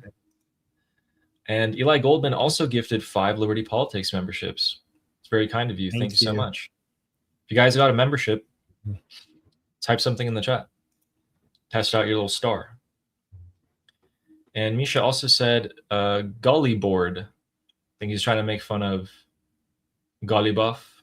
I like calling him Girly Buff. I think it's funny. Is Gully Buff here in the chat right now? We have someone with that username. Thank you, Misha. Yes. Sarah, thank you for the super chat saying, Armin, one of your viewers in Iran had his third son 2 days ago. Guess what they are naming the baby? Armin. So happy he will grow up in a free Iran. Oh. No way. That is, wow. Wow, so someone on the Persian channel had a kid. That's so sweet. Why? That's Why great. Armin? That's a really great, guys. Armin means the guardian of Iran. So that's what it means. Oh, that's great. Okay. Some preliminary reports that these bombing barrages over the city of, by the way, thank you so much, Sarah, in honor of Armin. We're getting some preliminary reports that the bombings over Ahvaz are on the 92nd Armored Division base. If that's true, we will talk about it more in detail, but that area of Iran is very heavily guarded by tanks and mechanized brigades because of the Iran-Iraq war. It's one of the only places where you can launch troops in a land invasion into Iran. We've seen some of the tank reinforcements from the IRGC go into that area over the past week. Thank you so much, Sarah. And Fleshy Interloper saying, for more alligrams, we do have those. We have a few for you guys. So let's try to get through this, and we will get to them. Again, alligrams, for anyone who doesn't know, is when I go into the IRGC group chats, the political discussion groups. I grab some of the messages from people like us on the other side, see what they talk about. You don't get this anywhere else. You get some insights into how these people think, and nowhere else has this for you. So you guys should be very grateful that Ali does this for us. Thank you. I'm grateful at least.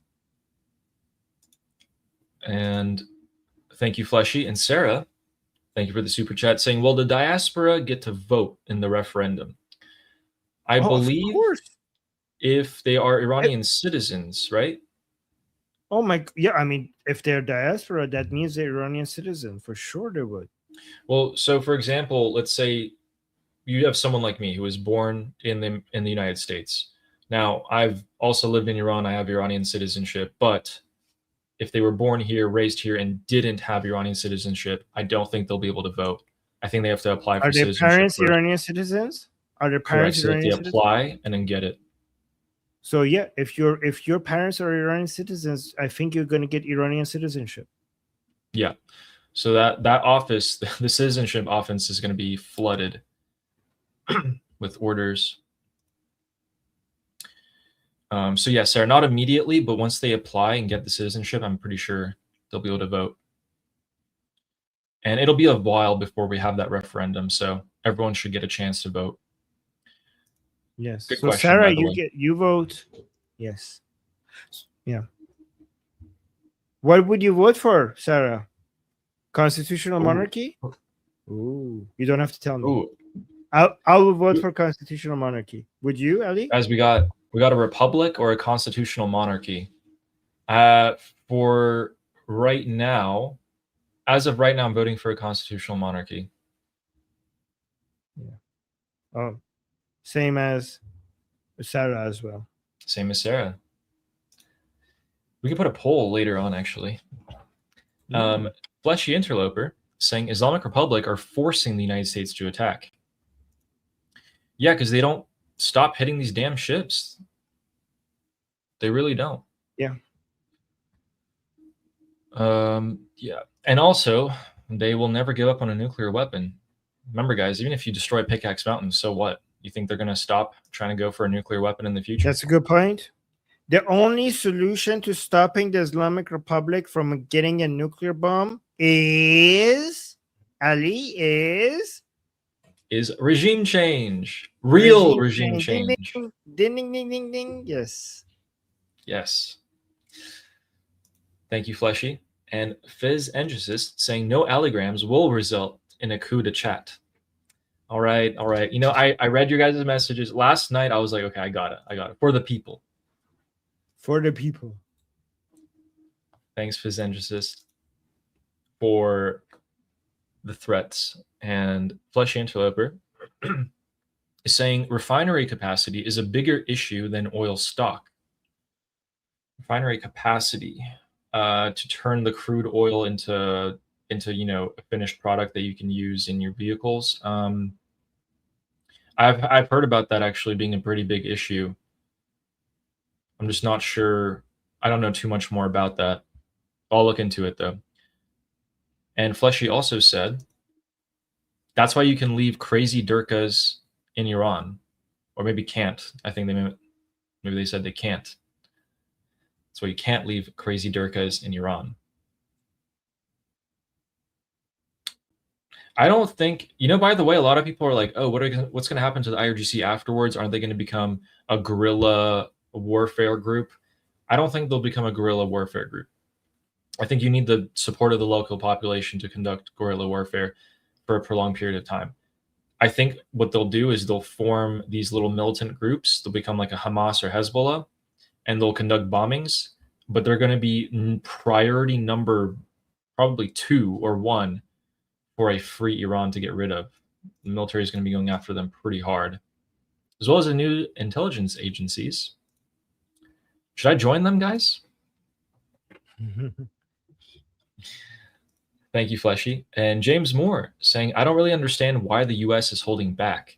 With 23,000 approximately JSSM standoff crackers in their stocks, just pick your top 500 targets and give them 2 each. Bye-bye IRGC. The U.S. is not, I don't believe, holding back in terms of firepower, because we've seen them airlift equipment in since the 40-day war stopped. I think the only thing holding the U.S. back is the foreign influence that's gotten into the administration and some other, maybe a kind of deep state hand tying that's bothering Donald Trump. But things like, J.D. Vance or other people pushing for a sort of diplomatic solution, I believe, is one of the major things holding back. But even that has had its positives and its plus sides. Like Armin knows, right? You destroy their ideological base, you force them to negotiate. But I mean, okay, there are some limitations. Let me just, sorry, I just need to take a picture of something. There are some limitations, the 4 M's that United States has. Some people argue that there are 4 limitations, the 4 M's: the markets, munitions, media, and midterms. Right? Yeah. So these are, you could argue whether they're true or not, but the good thing about all 4 of them is that they can be resolved, right? So the markets is oil reserves are low. Inflation could go up high right before the midterms if we do something. If we basically, if oil prices go up too high in United States, gas prices might go up as well. So media, there's a lot of media pressure on President Trump in the United States to do something that that none of this was successful. You have to show something, and if he doesn't go to escalate, they're going to say you failed, you don't have anything to show. But if he does, it's going to be like, oh, here we go again, why are we doing this? We don't need to do this. Then what else? The midterms, some people suggest that because of this will have a negative impact on the midterms. Some people don't agree with that. I'm just telling you what the 4 M's are. The munitions, the Americans have enough missiles, missiles for aggressive military operations anywhere in Iran. They have enough of that. But when it comes to missile interceptors, there's a specific kind that is now, they have enough of it for the Islamic Republic, but if it gets to below a certain level, then United States is not going to be in a ready situation to be able to respond to any sort of other escalations that might happen anywhere else in the world. Like imagine if China or Russia want to do something, so it would be responsible for you to get to that low level. So, and again, these types of interceptors take a long time to build, but there is a way to move around some stuff from across the planet to bring them to the Persian Gulf, to be able to then continue military operations. There was a budget that was just passed that gave the United States a lot of maneuverability, because they just got a lot of money right now to be able to continue the military operations. So that should open their, that should basically untie their hands a little bit. I mean, a lot actually. So that's a good thing. But a lot of these things that I mentioned that limits the United States when it comes to responding to the Islamic Republic, the good thing about all of them is that the good thing about most of them is that they're temporary, which means that even if the United States wants to go back to military operations, they might not want to do it now, but the way the Islamic Republic is behaving, they might force the Americans to do it now. What you said about the interceptors is true. So they have enough attack munitions, but the interceptors, that's the problem. And actually, today, we found out that Raytheon is putting in a new domestic order in the United States for PAC-2, so Patriot Interceptor Missile Series 2, which are a bit outdated. The U.S. military hasn't bought any for 30 years, so that's how outdated they are. But because we need them, we just put in an order for them. So, yeah, that's how much we need them, and that's how much we're being prepared, because we're also about to expend a lot of them in this upcoming war. So we hope you answer that. We answer that question for you, James. Thank you so much. That's a great question. And Fleshy Interloper is saying, yo mama's straight. Yeah, they kind of did. That's kind of like the Iranian yo mama joke. It's like, is it your mom's? As in like, is it that easy for you to give it away? Absolutely. Yo mama. That is what happened. It was a yo mama joke. Yeah. And guys, we'll give you some updates in just a second here. We actually have a video of the bombings in Ahvaz. I'll show that in just a second after we read this. So Saber Coaching said new Truth Social post 15 minutes ago. Thank you. That's actually what made me go check the Truth Social. Oh, thank you very much. Thank you for telling us. And here we go with the video of I'm trying to find it on X here. So okay, there we go. Perfect. All right, let's share this tab. So there's this, and then there's another update in terms of bombings as well.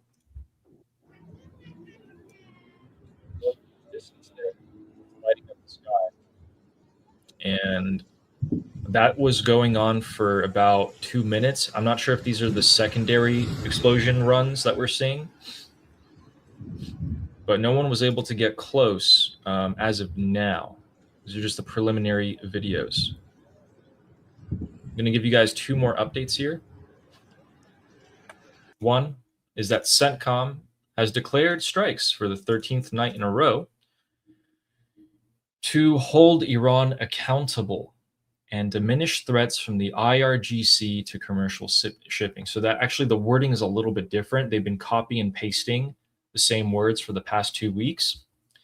To hold Iran accountable, and we're seeing B-1 bombers probably in theater right now, suggests that we're going to see a different type of attack tonight. Now, as always, we're going to have to wait and see whether or not that becomes reality. Oh man, we have more and more updates. So thank you, CENTCOM, for that. Let's go to the map here to show you guys where the additional strikes are taking place. So once again, Bandar Abbas, the biggest port in Iran, is once again being struck, with residents now, according to Vahid Online, reporting consecutive massive explosions going on. And as well as Andimishk, which should be, just to make my life easier here, should be near Ahvaz. Yeah, and there we go. So it's going to be pretty much along the western border of Iran. That place has also been struck, which is one of the major targets we've seen as well. And that's according to Shin. So, we have more information from Shin on this. Actually, interesting. So, it looks like the Andimeshk Ahvaz Road, which seems to be this highway, was struck. And people are reporting explosions on that. On the road. Are they targeting something, or it's interesting. Interesting. I will continue to keep an eye on that. If the B-1 bombers come again tonight, today's Thursday, they came on Tuesday, I have 2 for 2 in terms of predicting them. Our next super chat is from Kelly, saying, thank you, Armin, for always breaking down everything. That always allows us to understand the IRGC. Armin, I don't want you to be humble here. Is there anyone better on the internet who is able to break down the inner workings of the Islamic Republic than you? You're muted, by the way. Oh, first of all, I was saying, Kelly, thank you. That's so sweet. Thank you, Kelly. And don't ask me that. What the hell? Like, I'm not putting me on the spot. Okay, but Kelly, guys, thank you so Armin much. is the best. Oh my God. Ali Samani. How about that? There you go. No. And thank you, Kelly. That was very sweet. Thank you. Jean was saying one more for confetti. Wow. Looks like we reached our super chat goal of 10 super chats for both of us. Thank you so much, Sean. And then, but guys, thank you guys for the very kind support. You know, like sometimes people ask me, like, Armin, how do you have the energy to like do all of this? You know, because I stream 10 hours a day, and after I stream, I start working. And people say, how do you have the energy and the motivation? It's comments like that gives me the energy and motivation. So thank you. That's insane. 10 hours of streaming plus the work that needs to go in behind them, plus all the other work that you need to do on top of streaming in general. It's just insane. And guys, he's been doing this for almost 7 months in a row without a day off. Without a day off, by the way. That's like 16 hours of working every day, no day off. Yeah. That's actually what started. Like, that's why I was trying to bring value when we started streaming, because I was like, okay, this guy is so busy. Let me just do everything that I possibly can so that when he comes, it's like way easier on him. And it just works perfectly well. Yeah, I'm trying to expand our team so that I could do maybe 5 hours of streaming every day instead of 10 at some point, but we'll see. Yeah. Because I need to work on expanding our reach.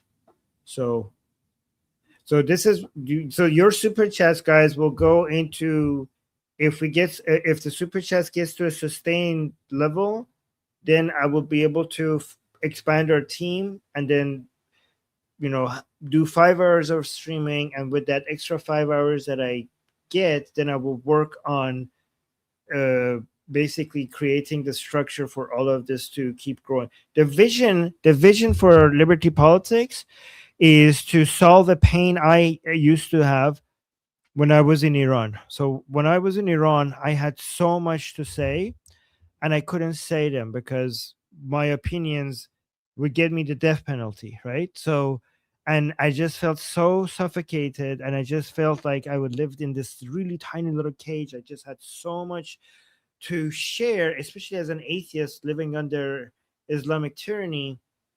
It just felt like I don't know how to express. I think a lot of people who live in free countries, I don't know if they can relate to what it's like to have so much to want to say and for it to be a crime, right? So the vision with Liberty Politics is to give a voice to the censored, but also give a voice to the voiceless, because there are in many places in the world you can say things, but there's nobody that could hear it. So we're trying to build a platform where it's not just me speaking, where it's not Ali speaking, but we basically will create the tools for people that have a lot to say to be able to get their voice out there. That's the whole point of Liberty Politics. but to be able to create that system, I can't just be live all the time. I need to actually spend a lot of time in building the infrastructure for this to be eventually be a thing. So that's what right now I'm using all your super chats, saving it so that I could hire a team, so I could then focus a lot on building this structure right now. And we actually have something for that. If you guys do think this is interesting and would possibly want to join, we do have a discussion group, and it's called School. It's on School. So it's Liberty Politics Discussion Group. We have it every single day. It's free to join. There's free calls. The point is, you guys come, you guys talk to us and other people like us, and you give your points of views. Maybe we missed something. Maybe there's a perspective we didn't know. You can ask us questions as well. And what you see on the screen right there is the discussion group. So if you scan the QR code in the top left of your screen, or even easier, every single one of our videos has a link in the description. It's free to join. We basically get to talk and make sure we're covering all of our angles here. Yep. Yeah, and the link is in the chat. We have group calls every day, and Ali has a group call later today, so you could go and talk to him there. Yes. And it's free. In about an hour and a half, you guys can talk to me. It's not recorded or streamed. We just talk.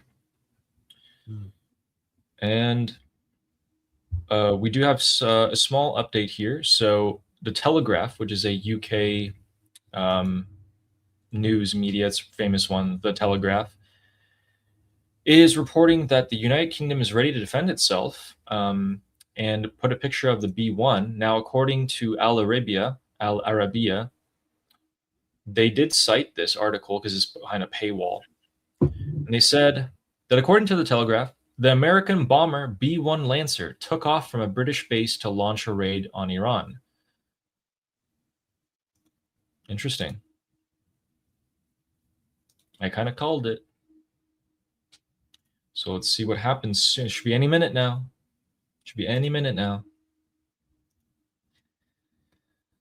The next super chat is from Nima Fars saying, like GTA 5, I choose option C. I actually never played it, but I'll play GTA 6 when it comes out. But thank you for the super chat. And Kelly is saying, Armin, you do the best job for us to understand. Absolutely. Absolutely. Thank you. I try. Thank you, guys. Okay. I don't get too much praise. Thank you, Kelly. Thank you. And Kelly also said confetti. Thank you, Kelly. Yes. Thank you. Much appreciated. User Z is saying one for the confetti. Oh my God, our viewers are so dedicated to get us to the super chat goal. Thank you so much. Thank you. You guys don't know how appreciated that is. That's that's what's able to keep us going and do this every single day. So thank you, User Z. And thank you, Sarah Ocean, for saying A2, never going to give you up, never going to let you down. Hopefully not. Hopefully we won't let you guys down. We'll be here all the time. As a reminder, if anything serious, if anything significant happens during the course of the U.S.-Iran war, we will be live within 30 minutes of the event. So thank you, Sarah. Joanne is saying confetti for all. We both hit our goals. Thank you so much. And thank you so much, Joanne. And User Z also said confetti for all of Alligrams. Yeah, those are coming up real soon. And User Z also said nothing like a little competition for confetti. Well, actually, I think we got them done at the same time today. Thank you, guys. So thank you, User Z, and thank you, Joanne. And thank you, Fleshy Interloper, for the gems. Thank you. Steak and Beans gifted 10 Liberty Politics memberships. Steak and Beans. Steak and Beans. Thank you. Thank you so much. Who also sent a super chat saying, Abraham Accords, yes. They join, Saudi Arabia joins, they get what they want, achieve their strength, and then 2 minutes later they say, Abraham, what? What accords? Yeah, so Steak and Beans has say we shouldn't trust. So here's the thing, Steak and Beans, even if what you're saying is true, the Saudis coming out and normalizing relationship with Israel will break a giant taboo historically and demonstrate the dominance of Israel in that region. It's basically a bending the knee to Israel, and whatever they do after, they can never take that back. They can never take back the fact that they accepted normalization of relationship with Israel, and that coming from Saudi Arabia, it's a huge win for Israel. Yeah. It's a complete admission that Israel has won and the Arab countries have lost against Israel. Yeah, I agree. Unless the House of Saud is overthrown, well, that's going to be a problem in the future, but Armin's statement is still true. Thank you, Steak and Beans. And Amir the Cricket gifting 5 Liberty Politics memberships. Thank you so much. Thank you. I Amir appreciate it. always, And also, you know, Yeah. Amir always supports me. Even when we passionately disagree, he always still supports me. Love you, Amir. Amir, we really appreciate you. Seriously. He's been really kind to both of us. And Eli Goldman also gifted another 5 Liberty Politics memberships. Thank you so much, Eli. Thank you. Guys, again, if you got that in the chat, it'll be in a star next to your name. You'll have some new emojis you can send. And Saber Coaching said, super chat for Ali Nofuzi. Dammit Gam. Ooh, Nufuzi. Infiltrator. I've had 3 nicknames. Okay, so I've been called, when I used to live in Iran, my nickname was Ali Khariji, which means Ali the foreigner.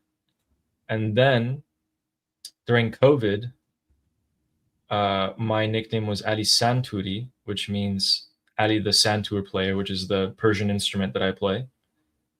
And then now I'm Ali the infiltrator. Well, you are the Backing him infiltrator. You up. know why he's calling you the infiltrator? Yeah. Go into the IRGC group chats. Aligrams, Yeah. Nufuzi mai, to nufuzi mai. Oh yeah. Yes. Thank you, Saber. And Misha said, for your channel, Ali. Javid Shah. Boom, boom. Javisha. Thank you, Misha. Thank you. Really appreciate that. We're able to keep going. Honestly, I love just seeing the names of the people who send us super chats and their messages. Like, I appreciate that so much. Like, that's the thing I appreciate the most, because it makes me remember you guys' names, all of you guys' names. But also, most people in the chat, I'll know their names. Like, I'll be like, oh, that's the people who show up every day. So thank you, Misha. And Lou and Kay saying, hello, guys. Did you see the post from the Iranian freedom fighter? 2CTV played it in his last stream. Love you guys and thank you. Iranian freedom fighter. Was it the Javid Shah on the wall, or were there weapons involved, or? Yeah, you Not need to be sure. more specific, because we have seen a lot of videos from Iranian freedom fighters.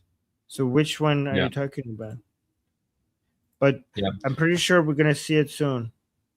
Yeah, we'll keep an eye for that.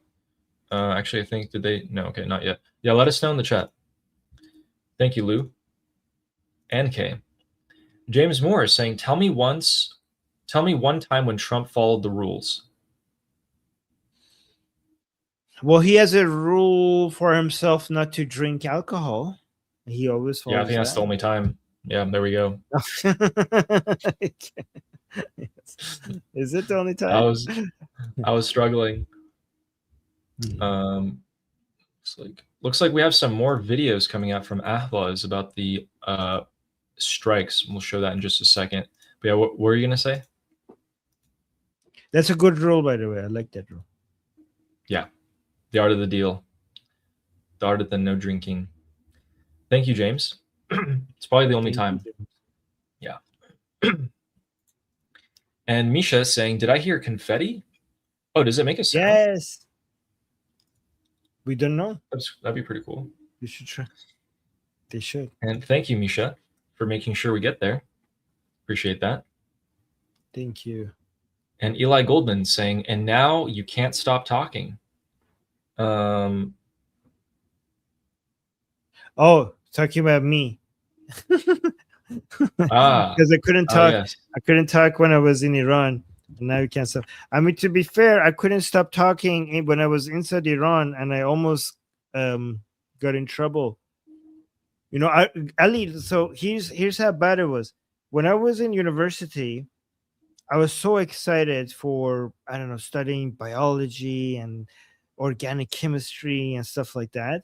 But even in university, we had mandatory Islam classes, right? And I was like, I Yeah. always felt like this is so cruel. Like, why am I, like, I'm in university. Why is this being forced down on me, right? So one time in class, we were at the chapter of is the Quran being a miracle, like you know, the being one of many reasons why the Quran is a miracle. One of the Mhm. reasons is that it's the most beautiful thing ever written or ever uttered. Like the beauty, it's undeniable beauty. So we were going over that regarding that being a miracle, and I raised my hand, and this is in Iran, in Tehran University. I raised my hand, and I'm sitting at the back, right? And the teacher basically asked me what I want to ask, and I say, "How is this a miracle that is beautiful?" And he says, "Because there's no other text that anybody who hears it could that they will realize that it's undeniable that this is beautiful and this is the most beautiful thing ever written, and this is why this is a miracle." And then I said this, and like, but how is it that when I hear it, I don't find it beautiful? I get so, and when I said that, the entire class, but Ali, this is like more than 20 years ago. This was not an okay thing to ask. Okay. Right now, this is normal in Iran. But back then, this was not something you ask. I remember the entire class just turned around and looked at me. I'm like, what the fuck? Are you okay? I mean, to be fair to this teacher, unlike the previous teacher who kicked me out of class for asking another question in high school, in guidance school, this teacher answered me. He came up with a BS answer, but at least he didn't kick me out or anything. He sat down and he thought a little bit, and then he said, "You're not listening to it with your heart." Okay, which is a BS answer, but to his credit, he kept his calm and he didn't kick me out of the class. But this was not an okay question to ask back then.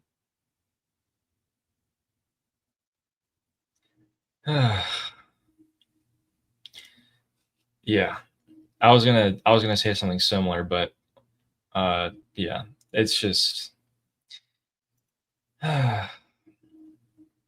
it's really sad when you're that young, like even younger than university age. Let's say like you're like in elementary school, and it just starts there,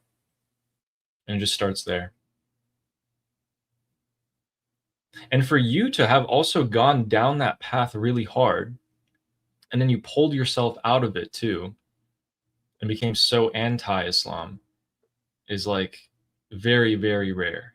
Very rare. Well, it's not rare anymore in Iran. It's basically 20 years half ago, the population. it was really rare. Yeah. And I think Lou went to find us that freedom fighter clip, so thank you. And our next super chat is from Misha saying, I'd say God bless you, but I too am an atheist." I can't read. "I'd say God bless you, but I too am an atheist." Lol. We are. You know, I have this new thing that, guys, let me tell me if this makes sense or not.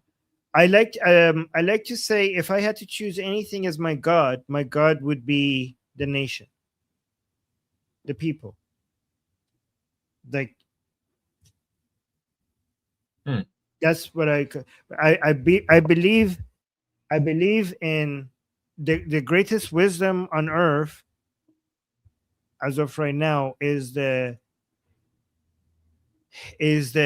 wisdom of the crowd that emerges from a free society. right? The emergent property from a free society, that wisdom and that power is the greatest power on earth.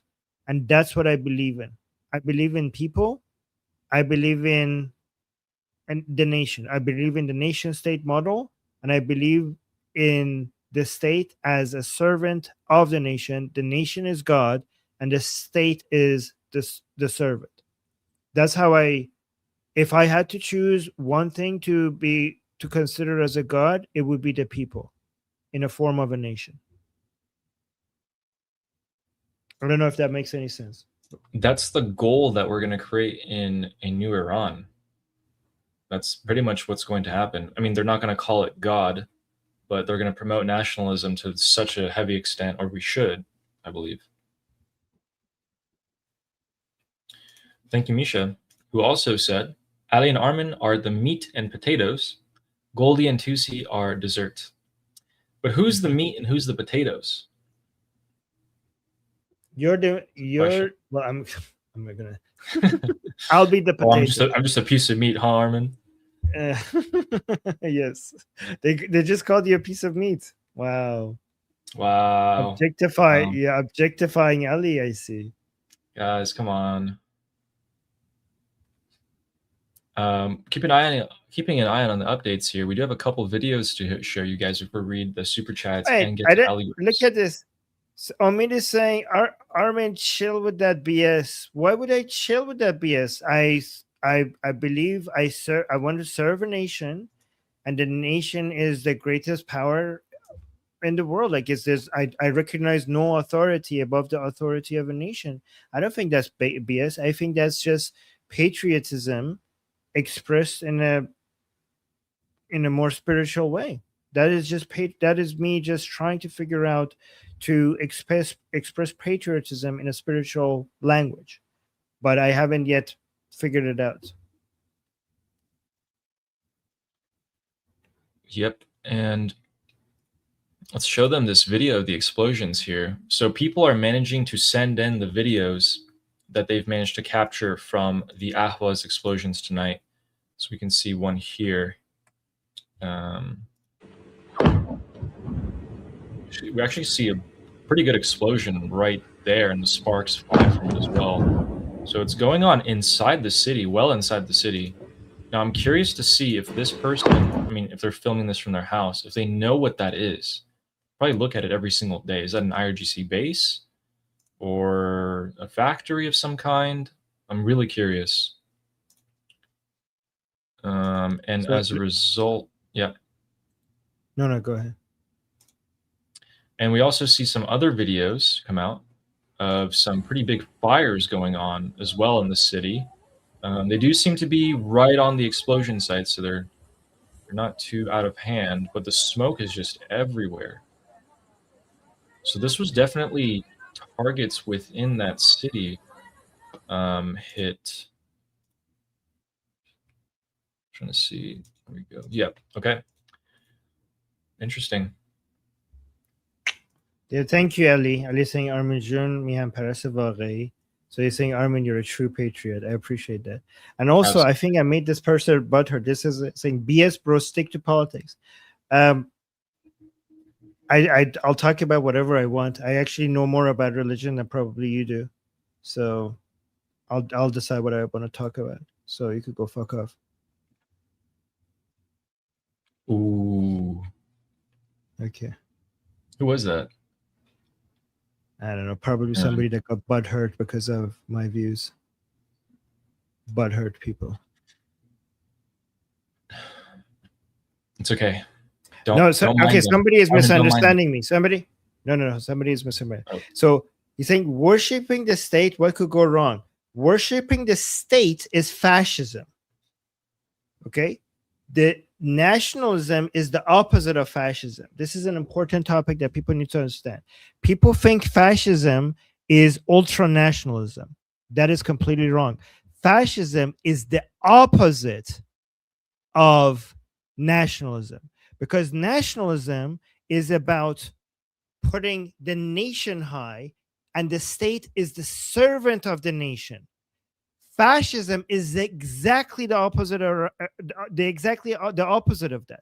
It's completely the 180 of that. Fascism is the nation is for the state. The nation is for the state in fascism. Nationalism, the state is for the nation. In nationalism, the state serves the nation. In fascism, the nation serves the state. So what I'm describing is nationalism. What you're describing is fascism. Thank you for clarifying that. So we're going to move on with the super chats here so we can get to Alligrams in just a second here. And Saber Coaching has said, I know what you mean, Armin. Here's another sense with the pray emoji or thank you emoji. Thank you, Saber. Everyone's so positive today. It's so great. And Misha is saying, what happened to Jew Hater? He ran out of money. I think, didn't he donate like over $1,000? I think when the regime gets humiliated a lot, he stops coming here. Yeah. Yes. So Wait, because, if for there's example, the he was talking about the deal. Oh, look at the deal. It's going to make us a lot of money, dollar signs. And now we're saying that they're making none of that money. So this is not a good day for him to show up. He only shows up when he thinks he has a win. So, for example, when American soldiers died, he shows up, right? But when he knows that this is a bad day for them, he doesn't show up. Because he knows he's being humiliated. He doesn't have much to play around with. Yeah. Oh, sensei. He's also a retard, so who knows? Maybe he got into an accident. Oh, they were saying sensei. That's it in Japanese. That was this previous super chat. Oh. Here's another sensei. I see. Oh, he's another sensei. Okay, that makes more sense. Okay. Thank you. Let's keep in mind. Okay, looks like we also have videos coming out of Bandar Abbas. Okay. Thank you, Misha. Yeah, again, that guy maybe got into an accident. Maybe he took himself out. Who knows? James Moore. Don't say that on YouTube. Shh, no, we were doing, guys. Go get help if you need, if you're thinking about stuff like that. That's a very YouTube sensitive topic. Don't go there. Yeah. Well, that's not what I meant, but yeah. James Moore with the super chat saying just one B1. Tell me again how they are not holding back. Just my opinion. Now, if everyone can give me $1, I will eat with Ghalibaf. Just one B1. We don't know if it's just one B1, but it might be. It very well could be. How many B1s did the Americans just brought to around the area and around the Persian Gulf? Like, where did they put it? And I think I've heard that this is very significant that they are bringing B1s. Like this shows a lot of people are suggesting that something big is about to happen. Is that right? That's right, but they're still stationed in Europe. They fly out of the Fairford base, the B2s and the B1s. So they take a while to get to the Middle East. Yeah. But they're underway, right? Yeah, so I mean the B1 is currently in the Middle East right now. It's flying over Iran somewhere. If we're we're just going to.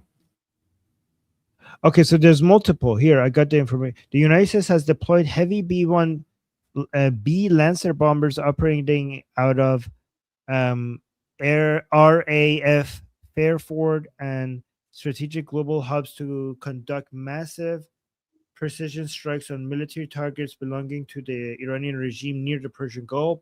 This arrival of heavy payload supersonic bombers paired with explicit warnings from Washington on July 23rd signals an imminent and major expansion of U.S. combat operations in the region.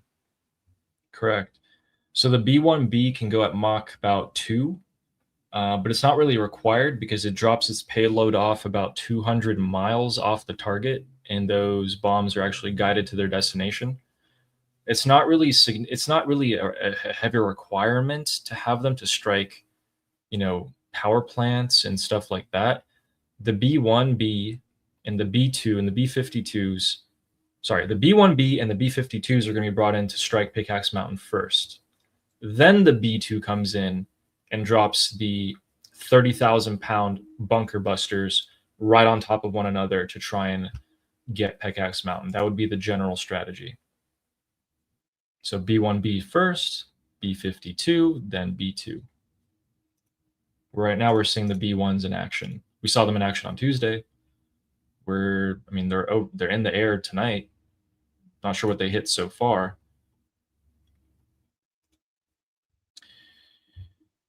But yeah, James Moore, we're just going to have to see.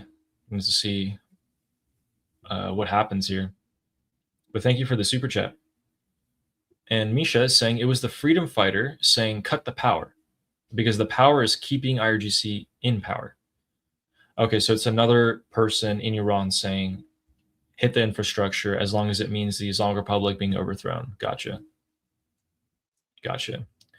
Thank you for clarifying that. Thank you, Misha. And Swim Master with the gems. Thank you. Thank you. And James Moore with another super chat. Thank you. Saying, I was brought up in an Irish Catholic family. Non-drinkers were wowzers. My Aussie and Kiwi friends know. So happy to have joined the heathen masses. So I'm assuming he means he drinks now. Okay, so I'm an atheist, but if I had to make a religion, drinking would be banned in my religion. So nobody probably would join, except Ali, maybe. Okay. My religion would be very strict on health stuff. It would be no drinking. Yeah, I will. It would be a very strict diet and supplements and exercise and getting a lot of sleep. So nobody would join my religion except Ali. I think I would have one member. Oh, Lior would join. I'm in.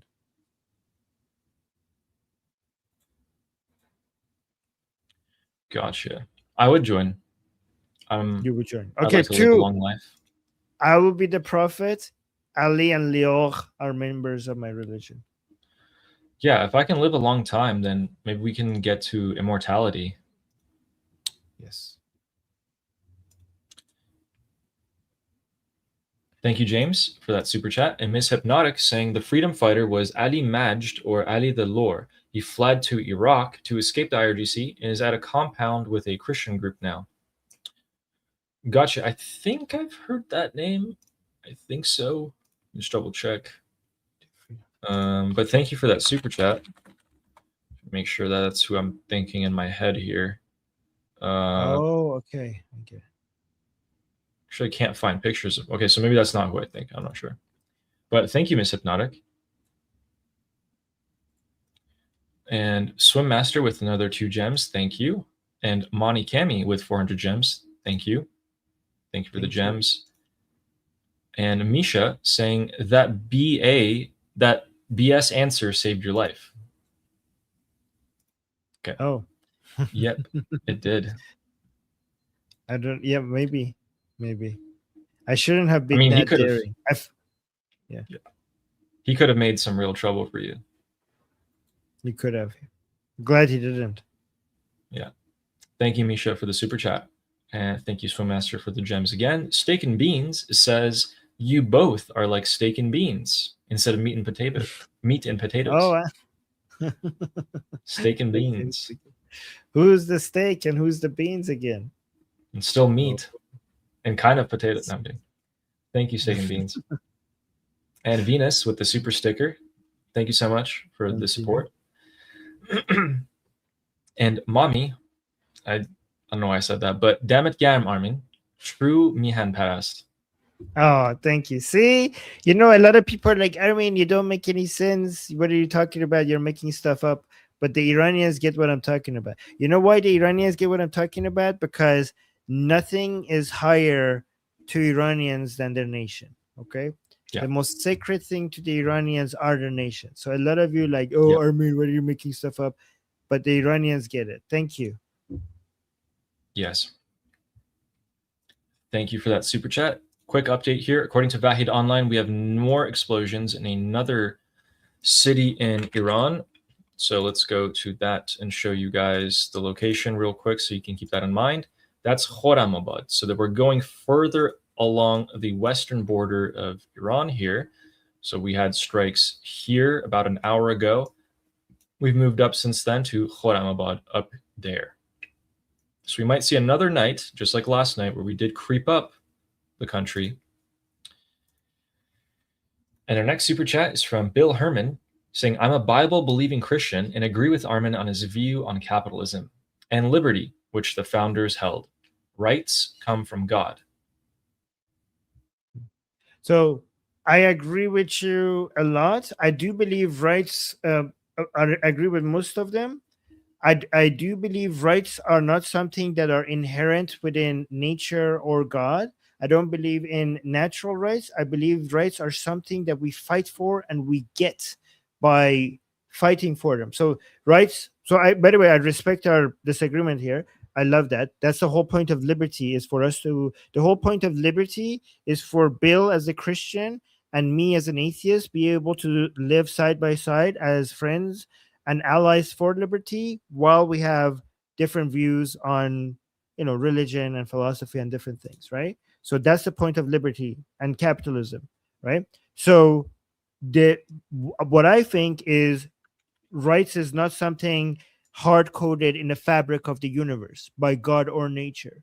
Like, I don't believe in natural rights. I believe rights is something that we humans created and we fight for it.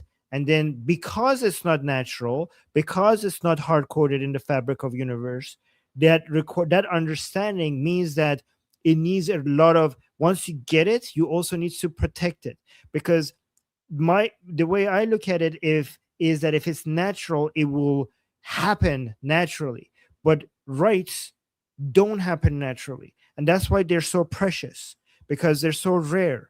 You don't naturally flow towards it if you don't work for it. It's not it's something that we humans, we created it, and we did a really good job at creating it, and we have to constantly fight for it.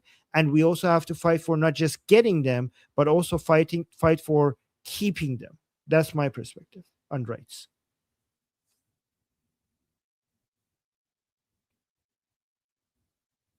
All right, thank you, Bill Herman, for that super chat.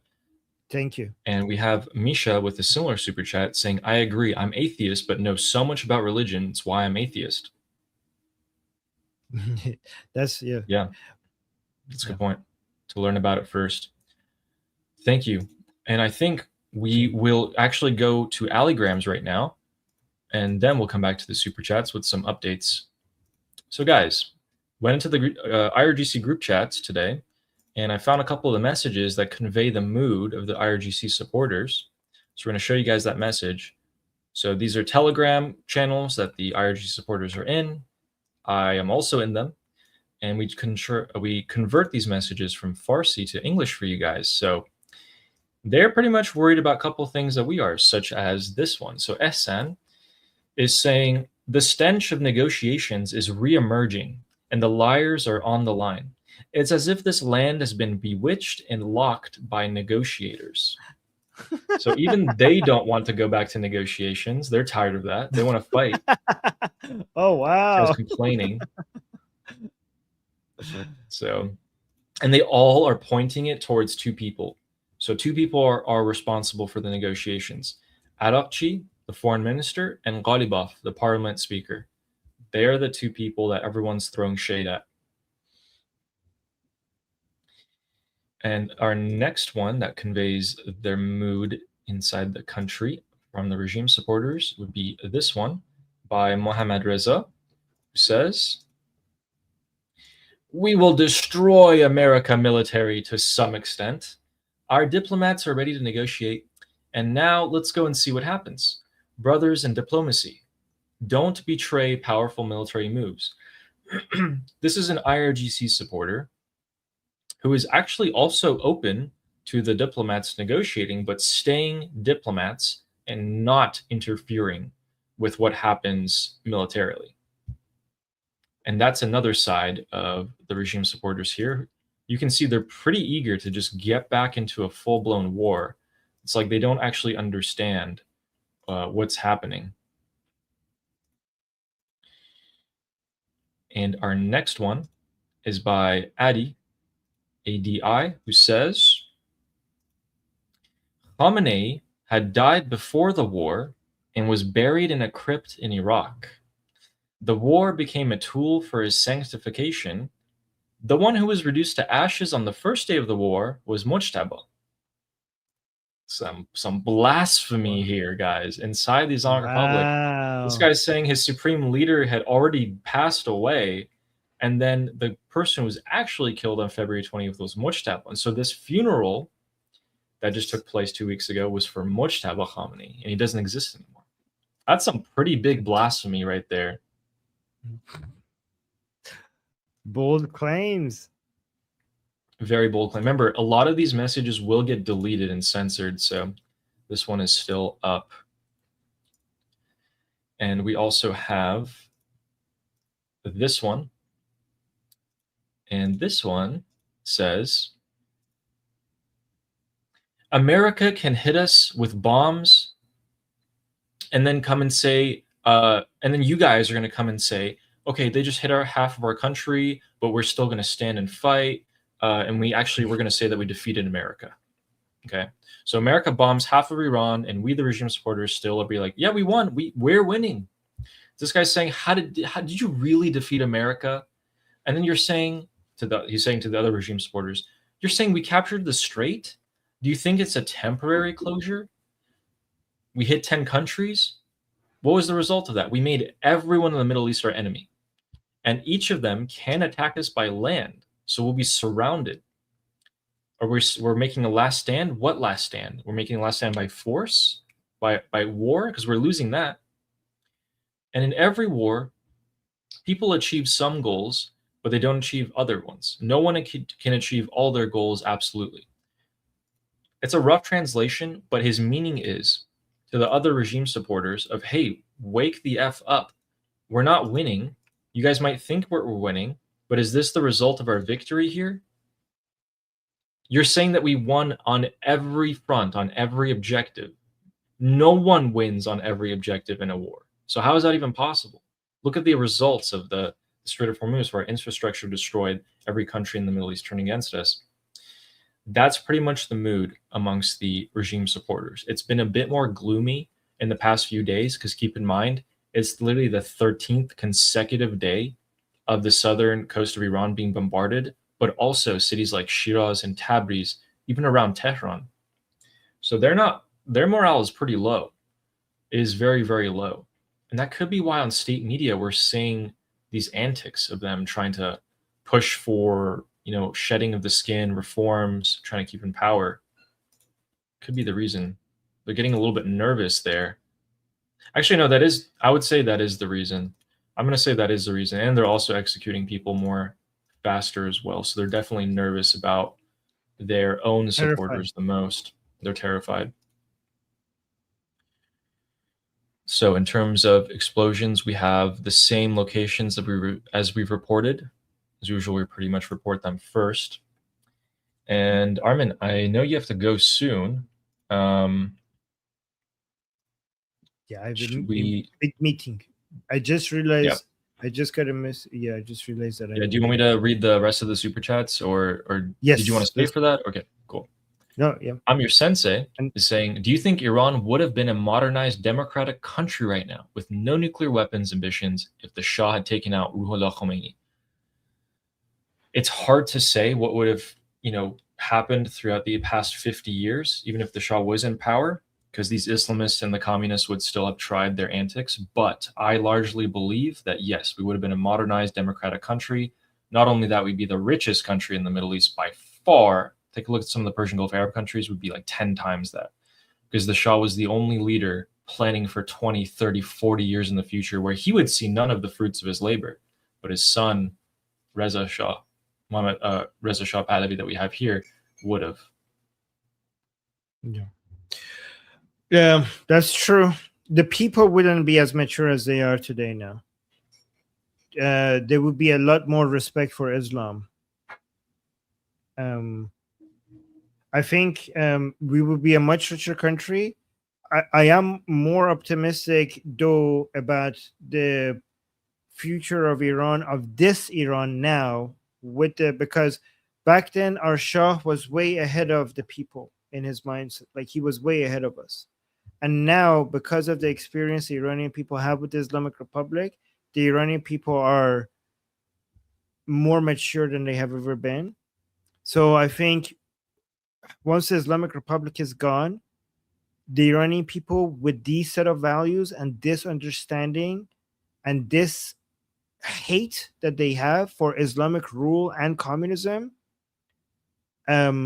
these people will be able to, I think they will be able to get us to make up for everything that we lost and then some once we're free. It's a great question. And one day we can theorize more about what Iran would have been like. But you will see it for yourself very soon. And a quick little update here, guys. New York Times is reporting something pretty important here. New York Times is saying that the Islamic Republic just turned down a ceasefire proposal that al-Zaidi, Iraqi prime minister, just delivered. So it looks like Trump did give al-Zaidi a message. Ali, you were right. And it looks like the New York Times is reporting that. So I mean, you know, it's not like a direct firsthand account, but yeah, interesting. James Moore, which is good news in my opinion. James Moore is saying, I think the B-1 has a laser targeting pod, but the others don't. I think you're right. So the other two, the B-52 and the B-2, actually need supporting aircraft to come and laser designate a target for them. As far as I know, the B-2 definitely does. But yeah, good knowledge. Thank you. Thank you. And Kevin Shaw gifted 1 Liberty Politics membership. Thank you so much. Thank you. Thank you. Appreciate that. Fleshy Interloper said there is something in the air tonight. Yeah, I know. There actually is. There actually is. I think people are reporting UFOs. Like they're seeing all these bright lights over Iran, like way up in the sky, like super bright lights. And there was something that looked like a UFO on fire over Qeshm Island a couple of hours ago, which, I mean, I'm not going to show you guys that because it seems a little conspiratorial, but there is quite literally something in the air. Thank you, Fleshy. Misha says, I only order meat and potatoes. Ooh. Oh. That's not enough nutrition. You gotta get a little bit more. You know, I've realized that if you have eggplants, tomatoes, and potato with the skin air fried, and chicken breast, and some dark greens, and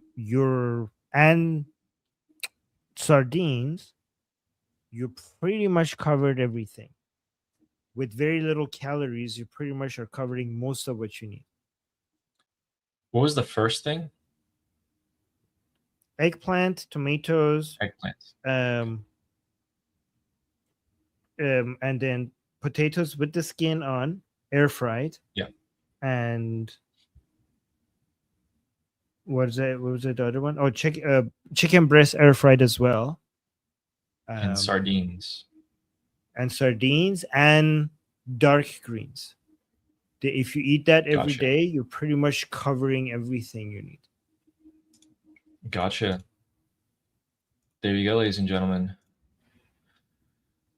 And thank you, Misha, for the super chat. Our next one is Meyer saying, "We're Armin's Ahl Bayt." What does that mean? Ahl Bayt, the people of the house. It's kind of like the disciples, kind of like the version, the disciples. Islamic version. Yes, kind of like this. Well, I mean, yeah. So okay, we're growing. Then we have Lior, Ali, Mir is also an Ahl Bayt. So I need 5 to become Ahl Bayt. 4, including me. Yeah. So I'll be the Muhammad. Ali could be the Ali. We need 3 more. Lior could be Fatima. Mir, you be Hassan. Texas Troop. There we go. Texas Troop, who says that sounds horrifying. Okay, we'll make your Hussein then. Yo, Hussein. Okay, Texas Troop, you're Hussein. Texas Troop is our Hussein. And Venus is saying, you were the most making sense of all time for us in the last 2 decades, to be honest. Oh my God. Wow. That's a very big compliment. Thank you, oh my God, Venus. I'm gonna screenshot that. I'm gonna screenshot that. Thank you. What an honor. Thank you. Thank you very much. And Miss What Hypnotic, an thank you honor. for the Thank you. gems. Thank you for the gems. And Steak and Beans saying, freedoms are cool, but not without accountability. And rights are not absolute just for the fact one's right cannot deprive else's rights. Limited. Yeah, the accountability is the point of the state. So we want liberty, but we don't want absolute liberty. There needs to be limitations, and that's where the state gets in. So I agree. Gotcha. Thank you, Steak and Beans. And our last super chat from KP saying, find Freedom Fighter YouTube Live's video on April 17th, 2026. Mansour Ashkar inside Iran's underground church, testimony of a Christian who fled anti-K, Team Yeshua, and I still love the snot out of you. Whoa, I haven't heard that one. That's next level. Thank you, Anti-K. Thank you, Anti-K. Okay, I'll check those out. Let me just... There we go. Okay, there we go. Thank you, KP. And Ian Dickinson saying, is the use of the B-1 bomber a warning by Trump of a much bigger attack, do you think? The B-1 is just going to come first. So whether it's full assault or a warning, it could be either. But it's going to come first. Then you're going to see the B-52 and B-2s come in. Yeah. Could be a warning. So Ian can be right. Be a threat. Yeah. And we got a couple more. So Steve Dixon saying, Inja hastam. Well, welcome. Thanks for coming. You got the tail end. Yep. Hopefully we get some pretty good news soon. بفرمایید بشینید. میوه. Yeah, how can we make you feel comfortable? Guys, چای, میوه. Anything. Okay. Thank you for the super chat, Steve. And James Moore. So guys, saying, when you get in Persian, when you want to welcome somebody, you say, your steps on my eyes. Like, step on my eyes. Ouch, actually, that sounds horrible. So, like, welcome, step on my eyes. That's how you welcome somebody. Guys, okay, I'm pretty sure this is what the B2 just did. Or sorry, the B1. I'm pretty sure this is what the B1 just did. Let's show you guys this. So Vahid Online has given us messages here. I'm going to check out exactly. Okay, it's not working. Let me refresh that. We have explosions in central Iran. And they were quite... Okay, I don't know why it's not translating. I'm just going to read you guys it. So he's saying that there were some pretty loud explosions near Khandab, and then also in the Anarak Air Base, in Yazd and Borujerd. And let me just pull up the map here. So Borujerd. And then, all right, so here we are again on the western border near Khorramabad. And then Yazd is going to be pretty much central Iran here. Just zoom around there. Okay, so Nain, we found that. Oh, that's very close to Isfahan, huh? Yeah, I'm 99% sure that's what the B2 or the B1 just did. I am 99% Taft as well. So Taft.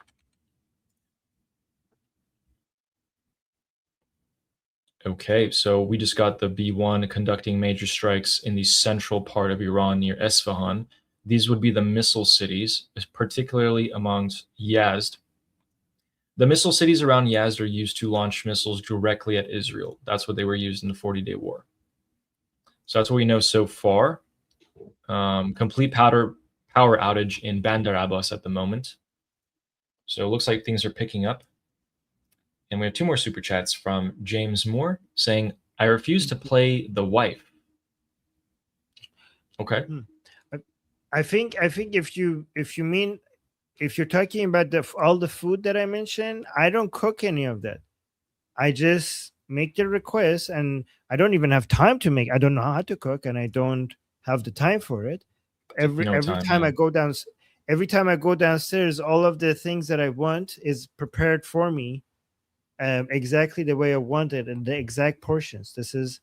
I am well taken care of. Okay, so I go downstairs. Yeah. My drinks are prepared. My eggplant salad is prepared. My chicken is prepared with the exact specific measurements and the directions that I have requested every day. Every 3 times is ready for me. So I don't do any of that. If that's what you mean, I don't know. Do you think that's what he means? I think so. Yeah, we got. I mean, James. I feel like James is a manly man. Yes. Put it there.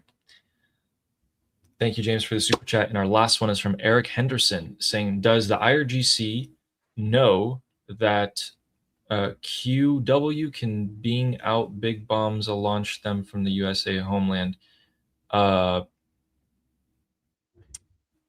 Yeah, I think they do, because I think I get what you're meaning. Does the IRGC know that the US can just launch bombers from the USA mainland?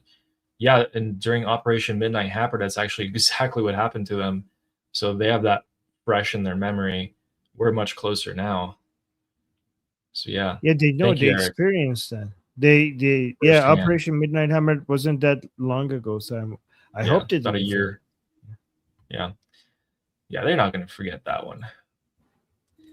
And thank you guys for the super chats. Thank you, Eric. Thank you, James. Okay. So Armin, I know you have to go for your meeting. Yes. So guys, I'm going to leave you with Ali, and because there's a lot of stuff that are happening right now. So thank you, Ali, for keeping out the live. So it seemed like something big is happening right now. I wish I could stay, but you guys, I'll leave you guys with Ali while he reviews. Yeah, actually, I think pretty much we'll end it here until something significant happens, and I'll be right back on. Okay. Anyways, I need to go right now because there's a really important meeting I have right now. So we'll see you guys same time tomorrow. And until then, I'm Israel Chai, Slava Ukraine, Cuba Libre, Long live America, Javid Shah, Payende, Iran. See you guys tomorrow. Whew.